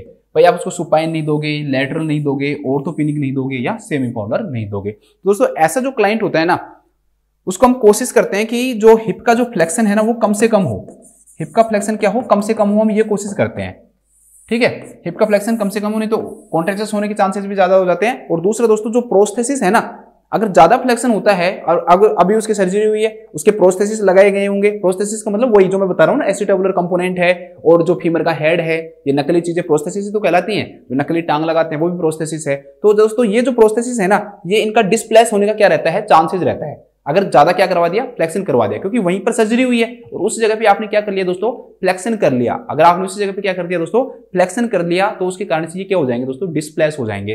तो इसलिए हम कोशिश करते हैं कि क्लाइंट का हिप फ्लेक्शन नहीं हो, और ये तो पक्का कोशिश करना है कि हिप का फ्लेक्शन मोर देन 90 डिग्री नहीं होना चाहिए। मोर देन 90 डिग्री तो कभी भी हिप का फ्लेक्शन नहीं होना चाहिए। अब मोर देन 90 डिग्री कब होगा, कि पेशेंट बैठे और आगे की तरफ क्या करे दोस्तों, झुके, तब जो फ्लेक्शन है दोस्तों वो और बहुत ज्यादा फ्लेक्शन हो जाएगा। तो ये मोर देन 90 डिग्री फ्लेक्शन हो जाएगा। और इन तीनों पोजीशन में है ना, एक ऐसी पोजीशन है दोस्तों जिसके अंदर मोर देन 90 डिग्री होगा, दैट इज ऑर्थोपेनिक पोजीशन। ऑर्थोपेनिक पोजीशन में क्या होता है, एक पेशेंट होता है, ठीक है, पेशेंट का बेड होता है, ये पेशेंट का बेड है, यहां पर पेशेंट होता है, ये पेशेंट है। जो पेशेंट होता है दोस्तों, इसके अलावा एक टेबल और होती है जो बेड साइड टेबल कहलाती है। बेड साइड टेबल जो है दोस्तों, उसके ऊपर एक दो क्या लगा देते हैं, हम पिलोज लगा देते हैं, ये पिलोज हो गए। और जो पेशेंट जो होता है दोस्तों, वो क्या करता है, वो इसके ऊपर थोड़ा सा झुकता है इस प्रकार से। अभी मेरे को थोड़ा सा चित्र बनाने में प्रॉब्लम होती है, फिर भी मैं कोशिश कर रहा हूं इस प्रकार। तो ऐसे बैठ जाता है, ऐसे देखो ना, मेरी तरफ देखो, ऐसे इस प्रकार से वो बैठता है। तो जब वो इस कंडीशन में बैठता है ना दोस्तों, तो यहां से जो फ्लेक्शन जो होता है ना, वो मोर देन 90 डिग्री हो जाता है। इसलिए ऐसे क्लाइंट को हम ऑर्थोपेनिक पोजीशन नहीं देते। सीओपीडी का क्लाइंट है, रेस्पिरेटरी प्रॉब्लम का क्लाइंट है, डिफिकल्टी इन ब्रीथिंग वाला क्लाइंट है दोस्तों, शॉर्टनेस ऑफ ब्रीथ मतलब डिफिकल्टी इन ब्रीथिंग वाला क्लाइंट है, ऐसे क्लाइंट को हम क्या देते हैं दोस्तों, ऑर्थोपेनिक पोजीशन देते हैं। लेकिन यहां पर ये जो पोजीशन है, टोटल हिप रिप्लेसमेंट के बाद ऑर्थोपेनिक पोजीशन जो होती है दोस्तों, क्या होती है, कॉन्ट्रा इंडिकेटेड होती है। क्या होती है दोस्तों, कॉन्ट्रा इंडिकेटेड होती है। क्यों, क्योंकि इसके अंदर मोर देन 90 डिग्री का फ्लेक्शन होता है, और ये क्या कर सकता है, डिस्प्लेस कर सकता है, किसको, प्रोस्थेसिस को, डिस्प्लेसमेंट ऑफ प्रोस्थेसिस कर सकता है। इसलिए इस क्वेश्चन का राइट आंसर क्या आएगा, ऑर्थोपेनिक आएगा। ये पोजीशन जो देते हैं, सुपाइन है, लेटरल, सेमीपोलर भी दे सकते हैं, बट ये पोजीशन हम बिल्कुल नहीं देते, ऑर्थोपेनिक नहीं देते हैं, ठीक है। तो इस क्वेश्चन का राइट आंसर हो जाएगा दोस्तों ऑर्थोपेनिक पोजीशन। तो लिखो टोटल हिप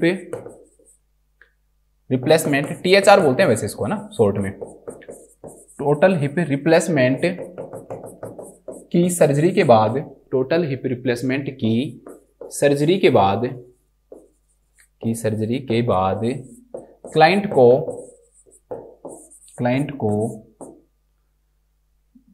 ऑर्थोपेनिक पोजीशन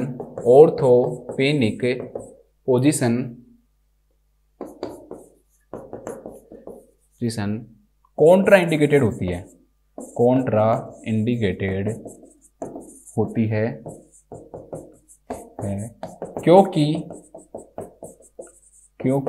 इस position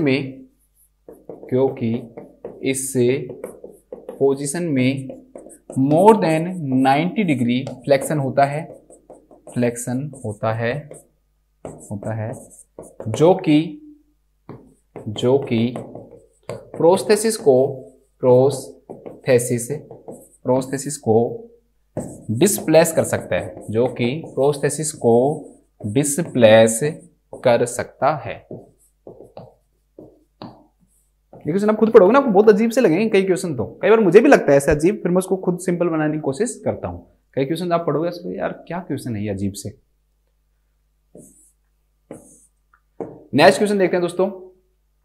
A nurse is caring for a client who had a total hip replacement, ठीक है, वही सर्जरी हुई है टोटल हिप रिप्लेसमेंट की। What nursing action should the nurse incorporated, ठीक है, आई नहीं लिखा हुआ, incorporated into the plan of care to prevent the thrombus formation, कि आपको क्या करना है दोस्तों, कि क्लाइंट के अंदर थ्रोम्बस का जो फॉर्मेशन है ना वो रोकना है। अब ऐसे क्लाइंट के अंदर थ्रोम्बस का फॉर्मेशन रोकने के लिए एक एक्सरसाइज सलाह की जाती है। तो ये पूछ रहे हैं क्या चीज आप इसमें क्या करोगे, इंक्लूड करोगे। पहला दे रखा है इसमें, समझ में आ गया होगा आपको कि टोटल हिप रिप्लेसमेंट का क्लाइंट है और आप उसके अंदर थ्रोम्बस आपको रोकना है। अब थ्रोम्बस में मेनली कहां पाया जाता है दोस्तों, लोअर लेग के अंदर मेनली पाया जाता है। ठीक है, ठीक है, मेनली जो लोअर लेग है उसके अंदर पाया जाता है। वैसे पॉपुलेटेड रीजन में भी हो सकता है, ऊपर भी हो सकता है, लेकिन मेनली लोअर लेग के अंदर पाया जाता है। रीजन क्या होता है बनने का, वेनस स्टेसिस। क्या होता है, वेनस, मतलब जो वेनस जो ब्लड है दोस्तों वो वापस सर्कुलेट नहीं है, ऊपर की तरफ नहीं आए, तो वहां पर थ्रोम्बस बनने के क्या होते हैं, चांसेस होते हैं। मतलब कम आता है, आता नहीं है ऐसे नहीं कहेंगे, कम मात्रा में आए और वहां पर ब्लड रुक जाए कुछ समय के लिए, तो वो वेनस स्टेसिस या जो थ्रोम्बस है दोस्तों वो क्या कोज कर सकता है। ठीक है, तो हमें उसका मूवमेंट करवाना क्या होता है, जरूरी होता है। लेकिन ऐसे क्लाइंट क्या रहते हैं, इमोबिलाइज्ड रहते हैं, तो इमोबिलाइज्ड रहने के कारण उनके अंदर चांसेस होते हैं। तो इसमें देखा पहला है turning the client from side to side, कि भाई आप क्लाइंट को इधर करो और इधर करो। तो इसको करने से जो वेनस स्टेसिस है ना वो नहीं रुकेगा। वेनस जो स्टेसिस है दोस्तों वो नहीं रुकेगा। क्यों, आपने सीधा डायरेक्ट क्लाइंट को इधर टर्न करोगे या आप इस साइड क्या करोगे, उसको टर्न करोगे।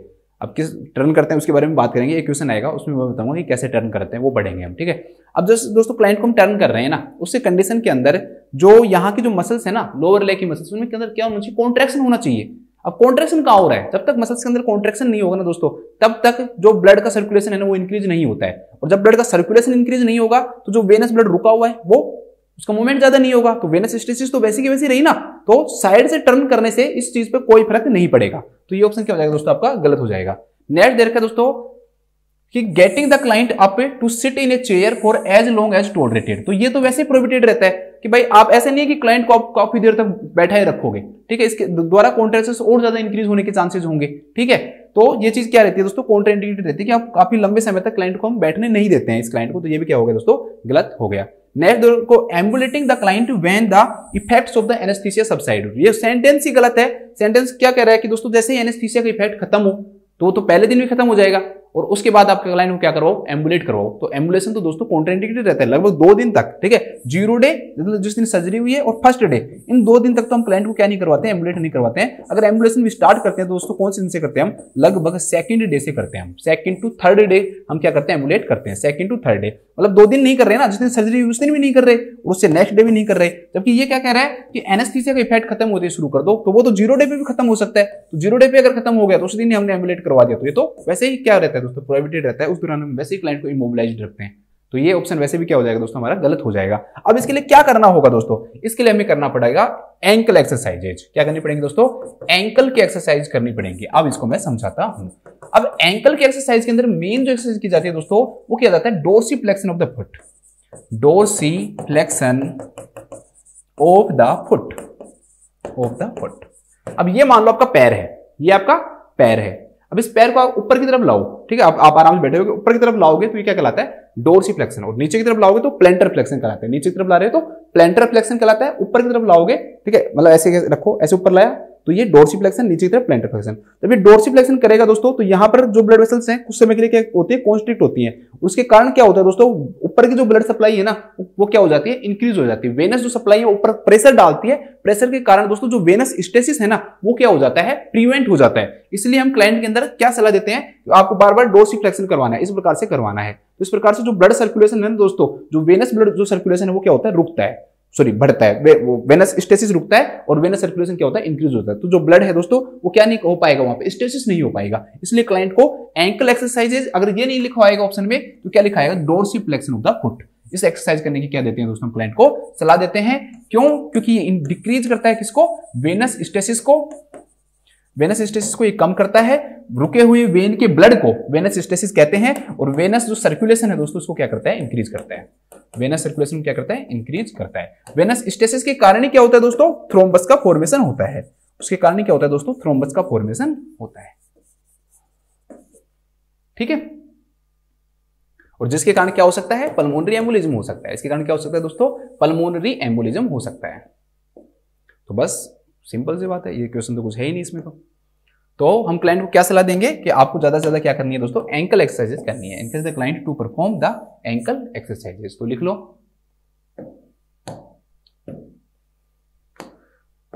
THR के बाद पिछले वाले क्वेश्चन में मैंने लिख दिया था total hip replacement. Total hip replacement है THR के बाद थ्रोम्बस फॉर्मेशन को रोकने के लिए, थ्रोम्बस फॉर्मेशन को को रोकने के लिए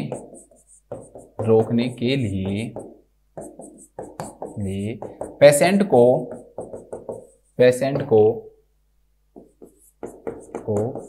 डोर्स या एंकल एक्सरसाइज ब्रैकेट में लिख लेना है, एंकल एक्सरसाइज ब्रैकेट में लिख लो, डोर्सीफ्लेक्शन ऑफ द फुट करने की सलाह दी जाती है। यह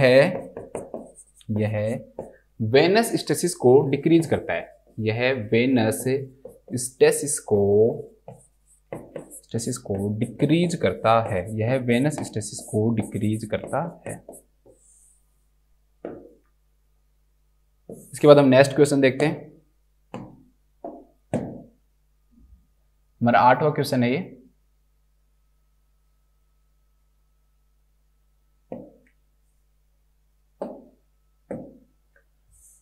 नेक्स्ट क्वेश्चन दोस्तों हमारे सामने है, वो है, पढ़ते हैं। Nursing care of A client with a fractured hip. एक क्लाइंट है दोस्तों, उसका हिप फ्रैक्चर है। सारे के सारे क्वेश्चन ही नर्सिंग केयर से रिलेटेड है। Should include the assessment of the pedal pulse. ठीक है, जो फ्रैक्चर्ड हिप, किसी भी क्लाइंट का दोस्तों हिप फ्रैक्चर हुआ, अब आप उसके अंदर क्या चेक कर रहे हो? पेडल पल्स चेक कर रहे हो। ठीक है, the nurse should assess for which important characteristics of the pedal pulse. कोई भी पल्स जो है ना दोस्तों, उसकी क्या कैरेक्टरिस्टिक्स आप क्या करोगे दोस्तों? चेक करोगे। सिंपल सी बात है कि भाई पल्स की क्या चीज मेन चेक की जाती है। तो ध्यान रखना कि फ्रैक्चर के कारण क्या हो सकता है दोस्तों? सर्कुलेशन क्या हो सकता है? कॉम्प्रोमाइज हो सकता है। ठीक है, कोई भी आर्टरी ब्लॉक हो जाए तो उसके कारण जो पल्स है दोस्तों उसमें प्रॉब्लम आ सकती है। तो अब मान लो कोई भी चीज ब्लॉक आई तो जो आर्टरी फुल है दोस्तों, फुल तो नहीं रहेगी। तो आपने एक ये चीज चेक करनी कि भाई वो फुल है या नहीं है। दूसरा, एक पैर के अंदर या दूसरे पैर के अंदर, दोनों के अंदर जो सिमेट्री है वो दोनों में क्या रहनी चाहिए? सेम रहनी चाहिए। भाई इधर के आपने एक जिस पैर, जो अफेक्टेड पैर नहीं है, जहां का फ्रैक्चर नहीं हुआ, उसमें आपने चेक करके देखा, उसमें तो क्या हो रहा है दोस्तों? सही फील हो रही है। और दूसरे पैर के अंदर आपने चेक करके देखा, उसमें सही फील नहीं हो रही है। तो ये भी तो आपको पता लग जाएगा कि भाई इस पैर में कुछ ना कुछ क्या है, प्रॉब्लम है। तो पेडल पल्स आप चेक कर रहे हो, जैसे डोर्सी पेडलिस पल्स है वो आपने चेक कर ली। ठीक है, आपने पेडल पल्स चेक कर, तो उसके अंदर क्या कैरेक्टरिस्टिक्स चेक करोगे आप? ठीक है, तो ये एक फैक्चुअल क्वेश्चन है, सीधा इसका आंसर आपको पता होना चाहिए। तो उसके अंदर हम क्या चेक करते हैं दोस्तों? एम्पलीट्यूड एंड सिमेट्री चेक करते हैं। दो चीज चेक करते हैं। एम्पलीट्यूड का मतलब कि वो वीक तो नहीं है, तो अगर कम हो गई है तो मतलब ब्लड सर्कुलेशन क्या हुआ है दोस्तों? कहीं ना कहीं बाधित हुआ है। ठीक है, कॉम्प्रोमाइज्ड हुआ है कहीं ना कहीं थोड़ा बहुत। अगर बिल्कुल बंद हो गई है तो इसका मतलब वो बिल्कुल रुक गया है। तो वो चीज चेक करेंगे भाई जो पल्स है वो वीक तो नहीं है कहीं। ठीक है, फुल है, वीक है, क्या है, किस कंडीशन के अंदर है। तो एक तो हम ये चीज चेक करेंगे एम्पलीट्यूड, जिससे हमें पता लगेगा कि पल्स कितनी स्ट्रॉन्ग है। ये चीज चेक करना जरूरी है उसको रोकने के लिए। दूसरा दोस्तों हम क्या चेक करेंगे? सिमेट्री। ठीक है, कि जो पल्स जो है ना दोस्तों, उसकी जो सिमेट्री है वो भी क्या होनी चाहिए? नॉर्मल होनी चाहिए। दोनों जो हाफ हैं उनके अंदर, ऑपोजिट हाफ ऑफ बॉडी है दोस्तों, उन दोनों के अंदर क्या होना चाहिए? सेम, मतलब सेम पल्स होनी चाहिए। जैसे आप राइट पैर में, लेफ्ट में करो, उन दोनों के अंदर भी आपको क्या फील होनी चाहिए दोस्तों? सेम फील होनी चाहिए। ठीक है, तो उसे हम किस नाम जानते हैं? सिमेट्री के नाम से जानते हैं। तो भाई कॉम्प्रोमाइज तो इसी से पता लगेगा ना। देखो रेट है, रेट कम ज्यादा और भी रीजन से हो सकती है। अगर आप सिर्फ इसमें रेट की कॉन्ट्रैक्टिलिटी की बात करें, रेट की बात करें, तो एक बात हो गया, कॉन्ट्रैक्शन होगा तो रेट होगा। तो रेट जो है दोस्तों वो और किसी रीजन से भी क्या हो सकती है? कम ज्यादा हो सकती है। वो ब्लड सर्कुलेशन के रुकने के कारण तो ऐसा नहीं होगा कि रेट बढ़ जाएगी या रेट कम हो जाएगी। क्योंकि अगर ब्लड सर्कुलेशन, अगर आपका ब्लड सर्कुलेशन रुका है दोस्तों, कॉम्प्रोमाइज हुआ है, तो उसके कारण क्या होगा? क्या तो पल्स बिल्कुल एब्सेंट हो जाती है, या फिर क्या होगा दोस्तों? वो क्या हो जाएगी? वीक होगी। ठीक है, तो ये चीज देखने को मिलेगी। तो इसलिए हम कॉन्ट्रैक्टिलिटी रेट है इनको चेक नहीं करते। Colour of skin and rhythm, colour से तो कभी भी पल्स का क्या पता लगेगा? हम बात यहां पर पेडल पल्स की कर रहे हैं, लिख रहा है colour of skin and rhythm, तो यहां पे इसका कोई लेना देना नहीं है। नहीं यहां पर लेना देना किसका? लोकल टेम्परेचर का। टेम्परेचर का और पल्स का भी कोई लेना देना नहीं है। विजिबल पल्सेशन है कि भाई पल्सेशन विजिबल ही होनी चाहिए, तो ऐसा तो होगा नहीं कि अब डोर्सल पेडलिस पल्स आपको विजिबल फील होगी। ठीक है, तो वो भी नहीं होगा। तो ये भी क्या होगा दोस्तों? गलत आंसर हो जाएगा। तो राइट जो आंसर होगा दोस्तों कि हम पल्स की क्या चीज चेक करते हैं? दो चीजें चेक करते हैं, एक उसका एम्पलीट्यूड चेक करते हैं और एक उसकी क्या चेक करते हैं दोस्तों? सिमेट्री चेक करते हैं। क्या चेक करते हैं? एम्पलीट्यूड और सिमेट्री चेक करते हैं। तो लिखो, इसमें मैं सिंपल तरीके से लिखाऊंगा कि लिखो फ्रैक्चर के बाद अफेक्टेड एक्सट्रीमिटी की पल्स, क्योंकि और कुछ भी पल्स लिख के आ सकता है ना। फ्रैक्चर के बाद अफेक्टेड एक्सट्रीमिटी की पल्स की, अफेक्टेड एक्सट्रीमिटी की पल्स की, ठीक है, पल्स की एम्पलीट्यूड एंड सिमेट्री चेक करनी चाहिए। एम्पलीट्यूड एंड सिमेट्री चेक करनी चाहिए, चेक करनी चाहिए।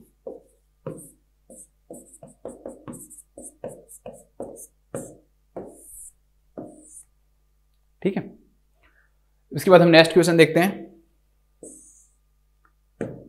ये सबसे अच्छा क्वेश्चन है, आज की क्लास का हमारा सबसे अच्छा क्वेश्चन है।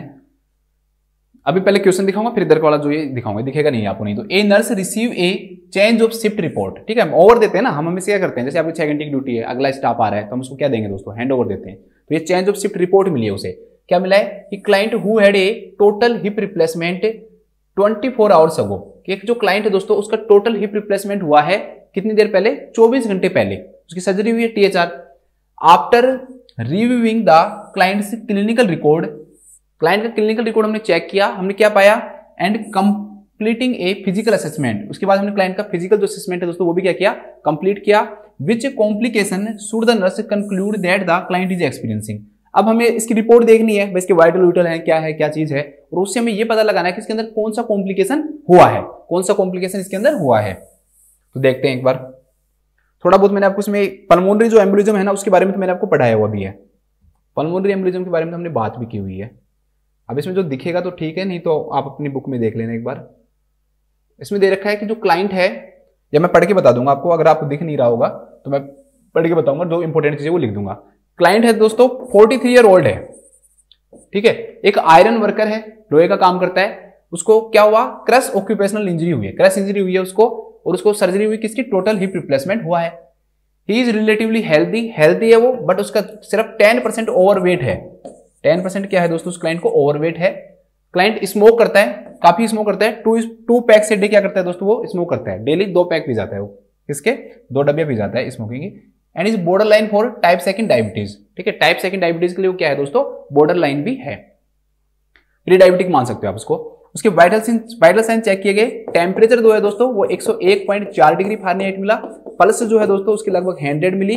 रेस्पिरेटरी रेट जो है उसकी लगभग 30 मिली। और जो बीपी है ना दोस्तों उसका वो मिला 160/100। और जो क्लाइंट है दोस्तों, इसके अलावा उसको क्या क्या हो रहा है, क्लाइंट को दोस्तों डिजनिया हो रहा है। ठीक है, उसका जो मेंटल जो स्टेटस है वो क्या है, अल्टर्ड है, अल्टर्ड मेंटल स्टेटस है। इसके अलावा दोस्तों क्लाइंट जो है वो रेस्टलेसनेस है, क्लाइंट क्या है, रेस्टलेसनेस है। इसके अलावा दोस्तों उसके स्किन पे रैशेज हो रहे हैं, जिसे हम बोलते हैं पेटेचियल रैशेज हो रहे हैं नेक एंड चेस्ट पे, नेक एंड चेस्ट पे। अभी मैं समझा दूंगा आपको और भी अच्छा। हमने उसका यूरिन कलेक्शन चेक किया तो उसका पिछले घंटे के अंदर यूरिन जो आउटपुट है, यूरिन आउटपुट है दोस्तों वो कितना आ रहा है, 50 ml आ रहा है पर आवर, ऐसे मान सकते हो आप, पिछले घंटे में 50 ml आया। And intake output flow check किया, इंडिकेट्स 250 ml आउटपुट है ओवर द लास्ट 4 आवर। हमने 250 ml दिया था, 50 ml पर आवर क्या आ रहा है उसका यूरिन आउटपुट आ रहा है। देखो सिंपल सी बात, देखो एक क्लाइंट है उसका दोस्तों टीएचआर हुआ है।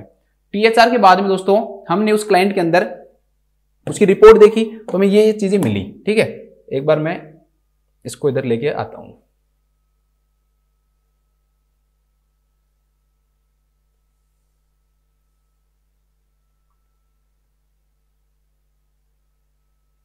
उसकी जो सर्जरी है दोस्तों वो 24 घंटे पहले हुई थी। उस क्लाइंट की जो सर्जरी है वो कितने घंटे पहले हुई थी, 24 घंटे पहले हुई थी।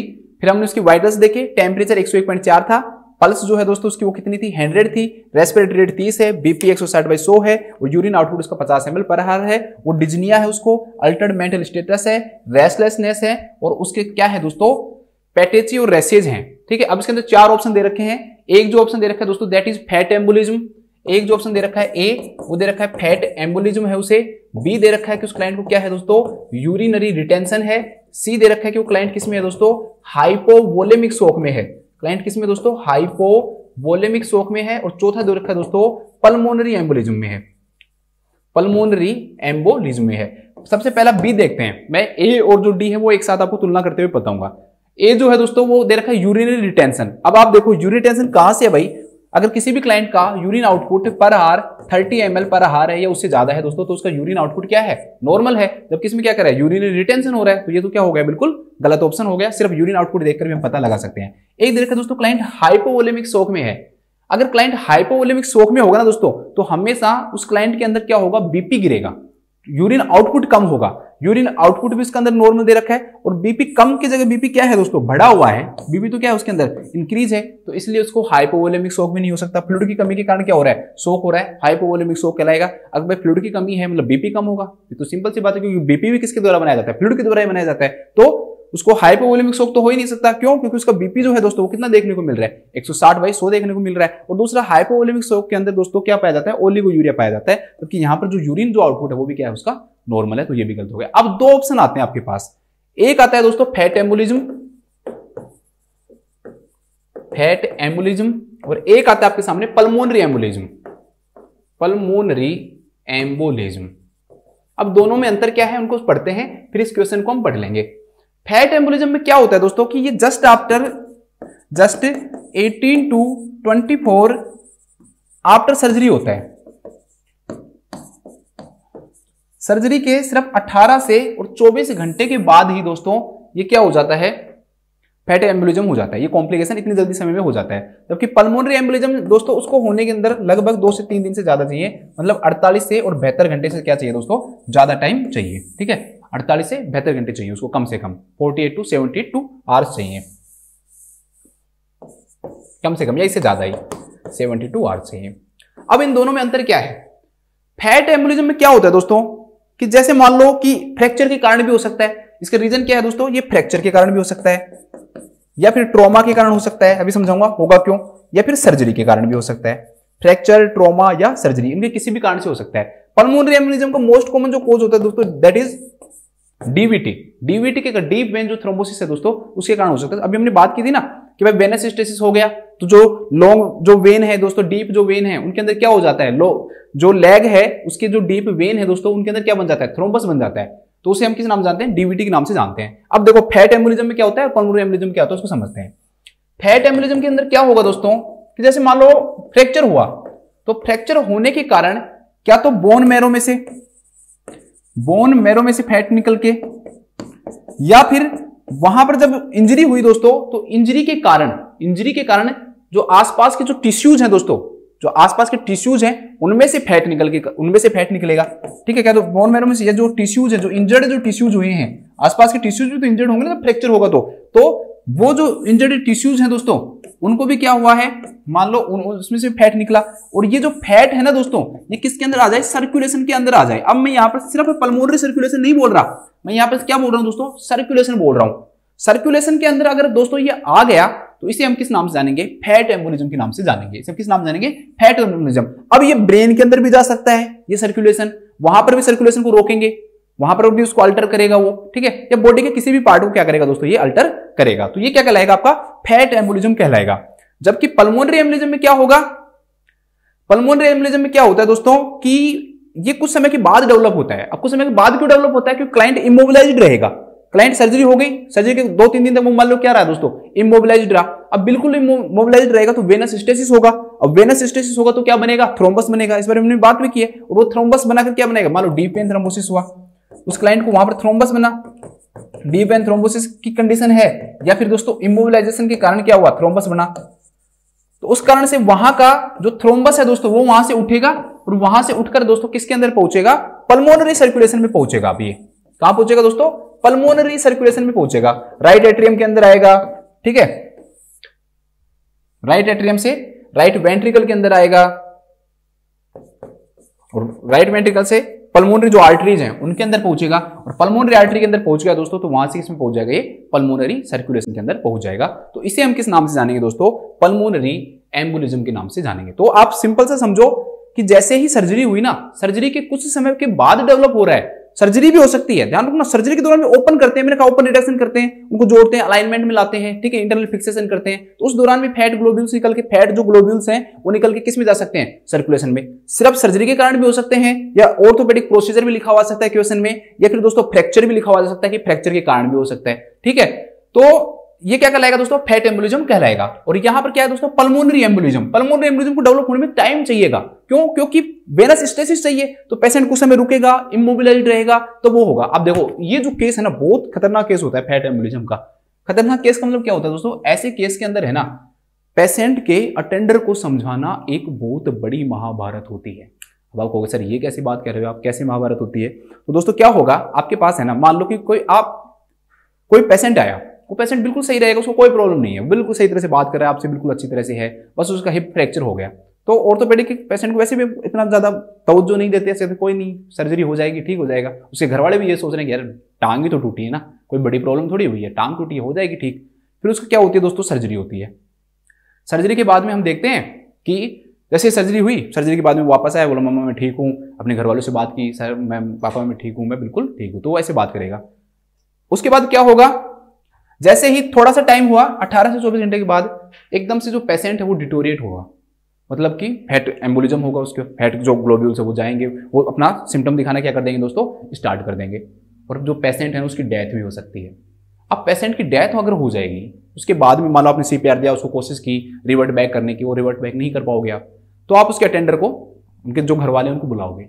अब वहां पर ये जवाब देना है ना, क्योंकि वो तो इतने टेक्निकल पर्सन है नहीं कि भाई वो मेडिकल से हैं, आप उनको समझाओगे कि ऐसे बोन का फ्रैक्चर होता है, तो बोन के फ्रैक्चर में ऐसे जो फैट है वो निकलती हैं, फिर फैट ग्लोब्यूल्स ऐसे जाती हैं, फिर वो सर्कुलेशन में जाती हैं, फिर वो ब्रेन तक भी पहुंच सकती हैं, या फिर किसी सर्कुलेशन को, बॉडी के कहीं भी सर्कुलेशन को क्या कर सकती हैं, वो बाधित कर सकती हैं, कॉम्प्रोमाइज कर सकती है, उसके कारण पेशेंट की डेथ हो गई। ऐसा तो समझे वो कि यार कैसे अजीब बात कर रहे हो, कैसे डेथ हो गई पेशेंट की, हमारे पेशेंट बिल्कुल नॉर्मल आया था, सिर्फ यहाँ की तो वो था, उसको तो सिर्फ क्या था, फ्रैक्चर था, और फ्रैक्चर के कारण डेथ हो गई। आपने क्या सर्जरी किया, आपने कुछ गड़बड़ किया है उसको, आपने उसको जानबूझ के मारा है, आपको सर्जरी करनी नहीं आती। तो ऐसी जो कंडीशंस है ना वो देखने को मिलती हैं यहाँ पे बहुत ज्यादा। फैट एम्बोलिज्म के जो केसेस जो होते हैं ना, वहां पर जो अटेंडर है उनको समझाना बहुत टफ काम हो जाता है, और पिटाई होने के चांसेस तक भी हो जाते हैं। ठीक है, मैं आपको समझा रहा हूँ, ये केसेस होते हैं हॉस्पिटल्स के अंदर, है ना। तो इसका रीजन बता दिया मैंने, आपको समझा दिया। अब हम क्लिनिकल मैनिफेस्टेशन पे आते हैं। अगर हम इसके क्लिनिकल मैनिफेस्टेशन पे आए दोस्तों, तो कुछ क्लिनिकल मैनिफेस्टेशन पल्मोनरी एम्बोलिज्म के बारे में हमने पहले भी बात की हुई है ना। पल्मोनरी एम्बोलिज्म के बारे में हमने पहले भी क्या की हुई है दोस्तों, बात की हुई है। पल्मोनरी एम्बोलिज्म की बता देता हूं, वो आपने पढ़े हुए भी। मैंने आपको कहा था कि क्लाइंट है, वो लेट रहा है, आप उसके पास गए तो वो कह रहा है कि सर मेरे ना छाती में दर्द हो रहा है, लो जी चेस्ट पेन हो रहा है। फिर मैंने उसको क्या समझाया, फिर आप गए, आपने देखा कि उसको सांस लेने में क्या हो रही थी, दिक्कत हो रही थी, तो उसको डिजनिया हो रहा था, डिजनिया।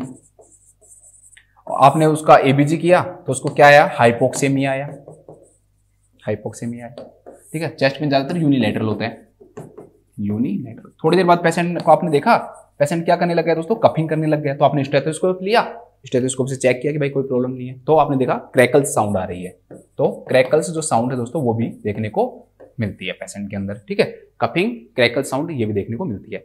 कुछ समय के बाद वोमिटिंग होने लग गई, और आपने देखा कि सॉरी कफिंग हो रही है, और कफिंग के साथ में उसको क्या आ रहा है, ब्लड आ रहा है, तो उसे क्या बोलेंगे दोस्तों, हिमोप्टाइसिस, हिमोप्टाइसिस देखने को मिलेगा। अब इतनी चीजें हो गई तो क्लाइंट के अंदर क्या होगा दोस्तों, रेस्टलेसनेस हो जाएगा। तो ये सारे सिम्टम किसमें देखने को मिलेंगे, पल्मोनरी एम्बोलिज्म देखने को मिलेंगे। कुछ सिम्टम्स है ना, इसके भी लगभग सेम ही है। जैसे इसके अंदर भी रेस्टलेसनेस होगा क्लाइंट को, ठीक है, रेस्टलेसनेस देखने को मिलता है। साथ में दोस्तों ऐसे क्लाइंट के अंदर क्या देखने को मिलता है, डिजनिया भी देखने को मिलता है, डिजनिया भी देखने को मिलेगा। ठीक है, ऐसे क्लाइंट के अंदर दोस्तों फीवर भी देखने को मिल जाता है। क्या देखने को मिलता है, फीवर भी देखने को मिल सकता है। एक बहुत इंपॉर्टेंट साइट जो मैक्सिमम केसेस के अंदर प्रेजेंट होता है, और जो मेनली डिफरेंशिएट करता है इन दोनों को, ये ध्यान रखना कि उस क्लाइंट के अंदर क्या होगा दोस्तों, पैटेजी प्रेजेंट होंगे, पैटेजी ओवर द एक्जिला, एक्जिला के ऊपर प्रेजेंट होंगे, नेक के ऊपर प्रेजेंट होंगे, एंड चेस्ट के ऊपर। अब पैटेजी क्या है, मैंने आपको शायद एक बार समझाया भी था इसके बारे में कि सबडर्मल जो ब्लीडिंग है दोस्तों वो होने लग जाती है। तो सबडर्मल जो इसके नीचे जो ब्लीडिंग होती है उसे हम सबडर्मल ब्लीडिंग के नाम से जानते हैं, उसे हम किस नाम जानते हैं, पैटेजी के नाम से जानते हैं। तो ये सब क्या हो जाते हैं दोस्तों, डेवलप हो जाते हैं। तो ये किस चीज को शो करते हैं दोस्तों, फैट एम्बोलिज्म को क्या करते हैं, शो करते हैं। किसको शो करते हैं, फैट एम्बोलिज्म को शो करते हैं। अब हमको दोनों के अंतर समझ में आ गए। अब हम क्वेश्चन को देख के इसको समझ सकते हैं। ठीक है, अब कुछ चीजें जो हमें इंडिकेट कर रही है इस क्वेश्चन में, वो हम देखते हैं कि क्या क्या चीजें हमें ये बता रही हैं कि भाई उस क्लाइंट को फैट एम्बोलिज्म होने के चांसेस है, न कि पल्मोनरी एम्बोलिज्म होने के। कहां रखो इसको, चलो ऐसे समझाता हूं, जैसे काम नहीं करेगा। देखो पहली बात तो क्या चीज दोस्तों, इसमें दे रखा है कि जो रिप्लेसमेंट हो ना 24 आवर्स अगो ही हुआ है। तो मैंने आपको कहा था कि दोस्तों उसको डेवलप होने में क्या लगता है, टाइम लगता है। ठीक है, एनक्लेक्स के अकॉर्डिंग तो वो बताने कि 4 दिन से भी ज्यादा टाइम लगता है, 4 से 10 दिन तक लग जाते हैं। लेकिन हम जनरली कितना पढ़ते हैं, 48 से 72 घंटे पढ़ते हैं। लेकिन इसमें मैंने बताया था 18 से लगभग 24 घंटे में क्या आ जाते हैं, सिम्टम आने लग जाते हैं। तो 24 घंटे में सिम्टम आने लग गए तो पहली चीज तो ये बता रहा है चांसेस कि भाई किसके चांसेस ज्यादा होंगे, फैट एम्बोलिज्म के। दूसरी चीज दोस्तों बताने के उस क्लाइंट के क्या हुई है, सर्जरी हुई है। सर्जरी होने के बाद दूसरे चांसेस ज्यादा बढ़ गए, क्योंकि वो इमोबिलाइजेशन के कारण होता है, ना कि सर्जरी के कारण ज्यादा होता है। इमोबिलाइजेशन के कारण ज्यादा होता है वो, न कि सर्जरी के कारण, या पेशेंट को पहले से क्या हो डीवीटी की प्रॉब्लम हो उस कारण से भी होगा। तो दूसरा ये रीजन भी हमें बता रहा है कि क्या है, फैट एम्बोलिज्म है, न कि उसको पल्मोनरी एम्बोलिज्म है। फिर हम जब उसके क्लिनिकल मैनिफेस्टेशन देखते हैं तो उनसे भी हमें पता लग रहा है, क्लिनिकल मैनिफेस्टेशन देखते हैं दोस्तों, उनसे भी पता लग रहा है। कैसे पता लग रहा है, चलो देखते हैं। हमने क्लिनिकल मैनिफेस्टेशन में देखा कि उस क्लाइंट को क्या आया दोस्तों, फीवर आया है। एक क्लिनिकल मैनिफेस्टेशन मिल गया हमें, ठीक है। दूसरा दोस्तों उस क्लाइंट को क्या है, डिजनिया है। अल्टर्ड मेंटल स्टेटस भी है, मेंटल स्टेटस भी लिख सकते हो वहां पे आप। रेस्टलेसनेस भी है। अब सर डिजनिया और रेस्टलेसनेस ये तो उसमें भी प्रेजेंट होते हैं, हाँ उसमें प्रेजेंट होते हैं। एक तो उसके अंदर क्या प्रेजेंट नहीं होता दोस्तों, फीवर प्रेजेंट नहीं होता। और मैंने आपको बताया एक जो साइन है ना वो बहुत इंपॉर्टेंट है, जो दोनों को अच्छी तरह से क्या कर सकता है, डिफ्रेंशिएट कर सकता है, that is petechial rashes. Redness feel हो जाती है, ऐसे चारों तरफ रेड रेड रेड ऐसे दिखाई देने लग जाएंगे, एक्जिला पे, चेस्ट पे, नेक पे, ठीक है। जैसे लाल हो जाता है ना पूरा, तो लाल लाल छोटे छोटे छोटे छोटे छोटे धब्बे लाल लाल ऐसे पूरा एक पूरा एरिया नहीं कवर करेगा, स्पॉट्स बनेंगे इधर इधर इधर इधर इधर इधर इधर ऐसे spots, red red red red, जैसे तो किसी ने लाल रंग कर दिया हो, ऐसे पेन से बनाए हो ना, तो इस प्रकार से देखने को मिलते हैं। और ये डिफ्रेंशिएट करता है मेनली कि ये क्या है, फैट एम्बोलिज्म। इसे हम फैट एम्बोलिज्म सिंड्रोम के नाम से भी जानते हैं। इसे हम किस नाम जानते हैं, फैट एम्बोलिज्म सिंड्रोम के नाम से जानते हैं। इसलिए दोस्तों इस क्वेश्चन का जो राइट आंसर हो जाएगा that would B fat embolism. इसका राइट आंसर क्या हो जाएगा दोस्तों, फैट एम्बोलिज्म हो जाएगा। इसका राइट आंसर क्या हो जाएगा, फैट एम्बोलिज्म, न कि पल्मोनरी एम्बोलिज्म। पल्मोनरी एम्बोलिज्म में ये बात सही है कि डिजनिया है, रेस्टलेसनेस है, ये देखने को मिलता है, लेकिन जो पैटेची है ना दोस्तों वो देखने को नहीं मिलते, ठीक है। इसके अलावा दोस्तों जो फीवर है वो भी देखने को नहीं मिलता है। तो इसलिए इस क्वेश्चन का राइट आंसर क्या होगा आपका, फैट एम्बोलिज्म हो जाएगा। तो लिख लो, इसमें लिखो लिखो fracture comma and orthopaedic surgery के 18 से 24 घंटे बाद के 18 से 24 घंटे बाद, और आवर्स लिख लो, 18 आवर्स के बाद क्लाइंट में फैट एम्बोलिज्म होने के चांसेस होते हैं। फैट एम्बोलिज्म होने के चांसेज होते हैं। फैट एम्बोलिज्म होने के चांसेज होते हैं। इसके निम्न सिम्टम आते हैं। इसके निम्न सिम्टम्स आते हैं। इसमें जो सिम्टम्स है ना दोस्तों, इसमें से लिख लेना आप प्लीज, थोड़ा सा मेरे पे दया करो, ये सिम्टम्स लिख लेना आप एक बार। अल्टर्ड मेंटल स्टेटस भी लिखना, क्योंकि सेरिब्रल वेसल्स को जब वो करेगा ना ये, तो अल्टर्ड मेंटल स्टेटस का साइन आएगा। अल्टर्ड मेंटल स्टेटस इसमें नहीं आता है, अल्टर्ड मेंटल स्टेटस इसमें रेस्टलेसनेस जरूर आता है, इसमें अल्टर्ड मेंटल स्टेटस नहीं आता। यहां पर अल्टर्ड मेंटल स्टेटस के साइन देखने को मिलेंगे। इसके बाद नेक्स्ट लिख लो। एक बार मैंने शायद आपको पल्मोनरी एम्बोलिज्म समझा भी दिया, लेकिन वो गलती से मैंने फैट एम्बोलिज्म लिख दिया था, लेकिन है वो पल्मोनरी एम्बोलिज्म। वो पूरा पूरा जो डिस्क्रिप्शन था वो पल्मोनरी एम्बोलिज्म का ही था। इसके बाद लास्ट क्वेश्चन देख लेते हैं आज की क्लास का। हम लास्ट जो क्वेश्चन है दोस्तों क्या कह रहा है, ए nurse is caring for a client who had a total hip replacement. एक नर्स है दोस्तों, एक क्लाइंट की केयर कर रही है, उसको टोटल हिप रिप्लेसमेंट हुआ है। What is the priority assessment when monitoring the client for haemorrhage. कि ऐसे क्लाइंट के जिसके अंदर टोटल हिप रिप्लेसमेंट हुआ है ना, और आपको ये चेक करना है कि उसकी ब्लीडिंग नहीं हो गई हो सर्जरी के बाद में, हेमरेज नहीं हो गया हो, तो आप हेमरेज को कैसे चेक करोगे। इसमें पहले देखा दोस्तों, checking the vital sign every 4 hours. देखो भाई वाइटल साइन से है ना, सही बात है ये कि वाइटल साइन से भी हेमरेज का पता लग सकता है। क्यों? क्योंकि वाइटल साइन अगर हेमरेज हुआ है ना दोस्तों, तो पेशेंट जो है ना वो शॉक में जा सकता है। और शॉक में जाएगा तो उस पेशेंट का क्या हो सकता है दोस्तों, टेम्परेचर कम हो सकता है, पल्स इंक्रीज हो सकती है, पल्स क्या हो सकती है, इंक्रीज हो सकती है उसकी, ठीक है। बीपी क्या हो सकता है, फॉल हो सकता है। तो ये सब साइन देखने को मिल सकते हैं, लेकिन 4 घंटे में करना बहुत ज्यादा गलत है। मतलब आपको ज्यादा फ्रीक्वेंटली करना पड़ेगा, हर 1 घंटे में, हर 2 घंटे में, मैक्सिमम 2 आवर्स में आपको क्या करना पड़ेंगे, वाइटल चेक करने पड़ेंगे। 4 घंटे में नहीं चेक करेंगे, इसलिए ये क्या हो जाएगा दोस्तों, गलत आंसर हो जाएगा। सेकंड दोस्तों क्या दे रखा है, थर्ड क्या दे रखा है, measuring the circumference of the thigh. ये कह रहा है ब्लीडिंग को चेक करने के लिए आप जो थाई का जो सर्कमफेरेंस है, जैसे हाथ की सर्कमफेरेंस, ये चारों तरफ, तो ये सर्कमफ्रेंस हो गई। तो थाई की सर्कमफ्रेंस चेक कर लो, तो थाई की सर्कमफ्रेंस को सिर्फ चेक करने से हमें ब्लीडिंग का नहीं पता लगेगा। Observing for एकाइमोसिस at the operative side, जैसे पैटेची बनते हैं ना, वैसे क्या बनते हैं एकाइमोसिस, रेडनेस हो जाती है, तो ऑपरेटिव साइड के ऊपर है ना, आप एकाइमोसिस चेक कर ही नहीं सकते हो। आप कहोगे क्यों सर?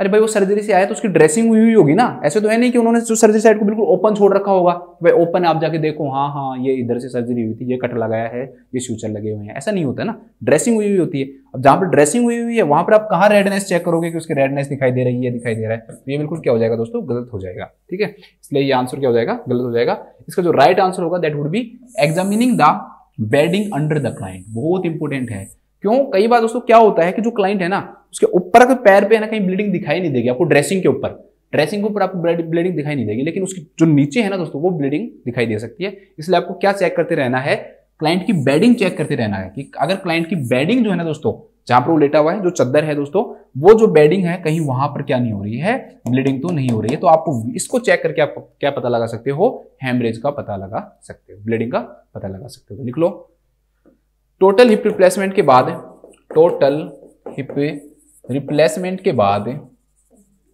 टोटल हिप रिप्लेसमेंट के बाद बेडिंग अंडर द क्लाइंट को चेक करके, अंडर द क्लाइंट को ऑब्जर्व करके, चेक नहीं ऑब्जर्व लिखो, को ऑब्जर्व करके हेमरेज का पता लगाया जा सकता है, हेमरेज का पता लगाया जा सकता है, हेमरेज का पता लगाया। स्क्रीनशॉट ले लो, फिर बस हमारी क्लास खत्म ही होने वाली है। ये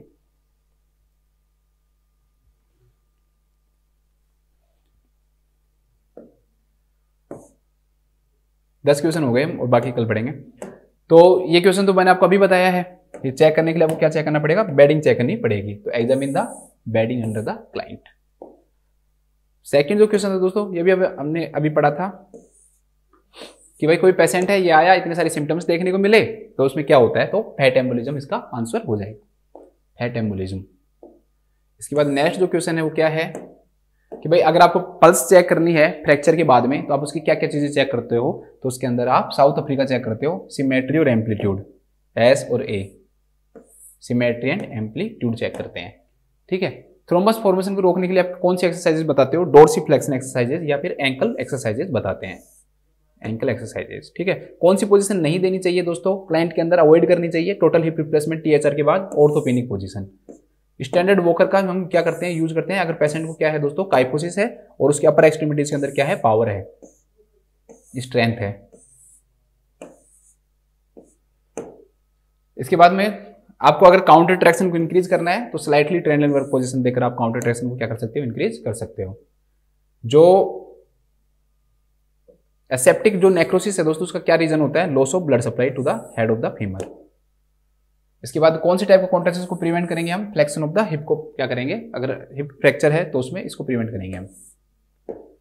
इसके बाद नेक्स्ट दोस्तों क्या दे रखा है कि आप क्या चीज करोगे, जो इस क्लाइंट के अंदर नेक ऑफ द फीमर का फ्रैक्चर हुआ है, तो उसके अंदर हम इंटरनल रोटेशन करेंगे, साथ में extension of the knee and hip करेंगे। तो ये हमारी छोटी सी क्लास थी जिसमें मैंने आपको कोशिश की सबको समझाने की, जो इंपॉर्टेंट जो क्वेश्चंस हैं, थोड़े से टफ क्वेश्चंस भी थे थोड़े से, क्योंकि सारे नर्सिंग मैनेजमेंट से रिलेटेड हैं।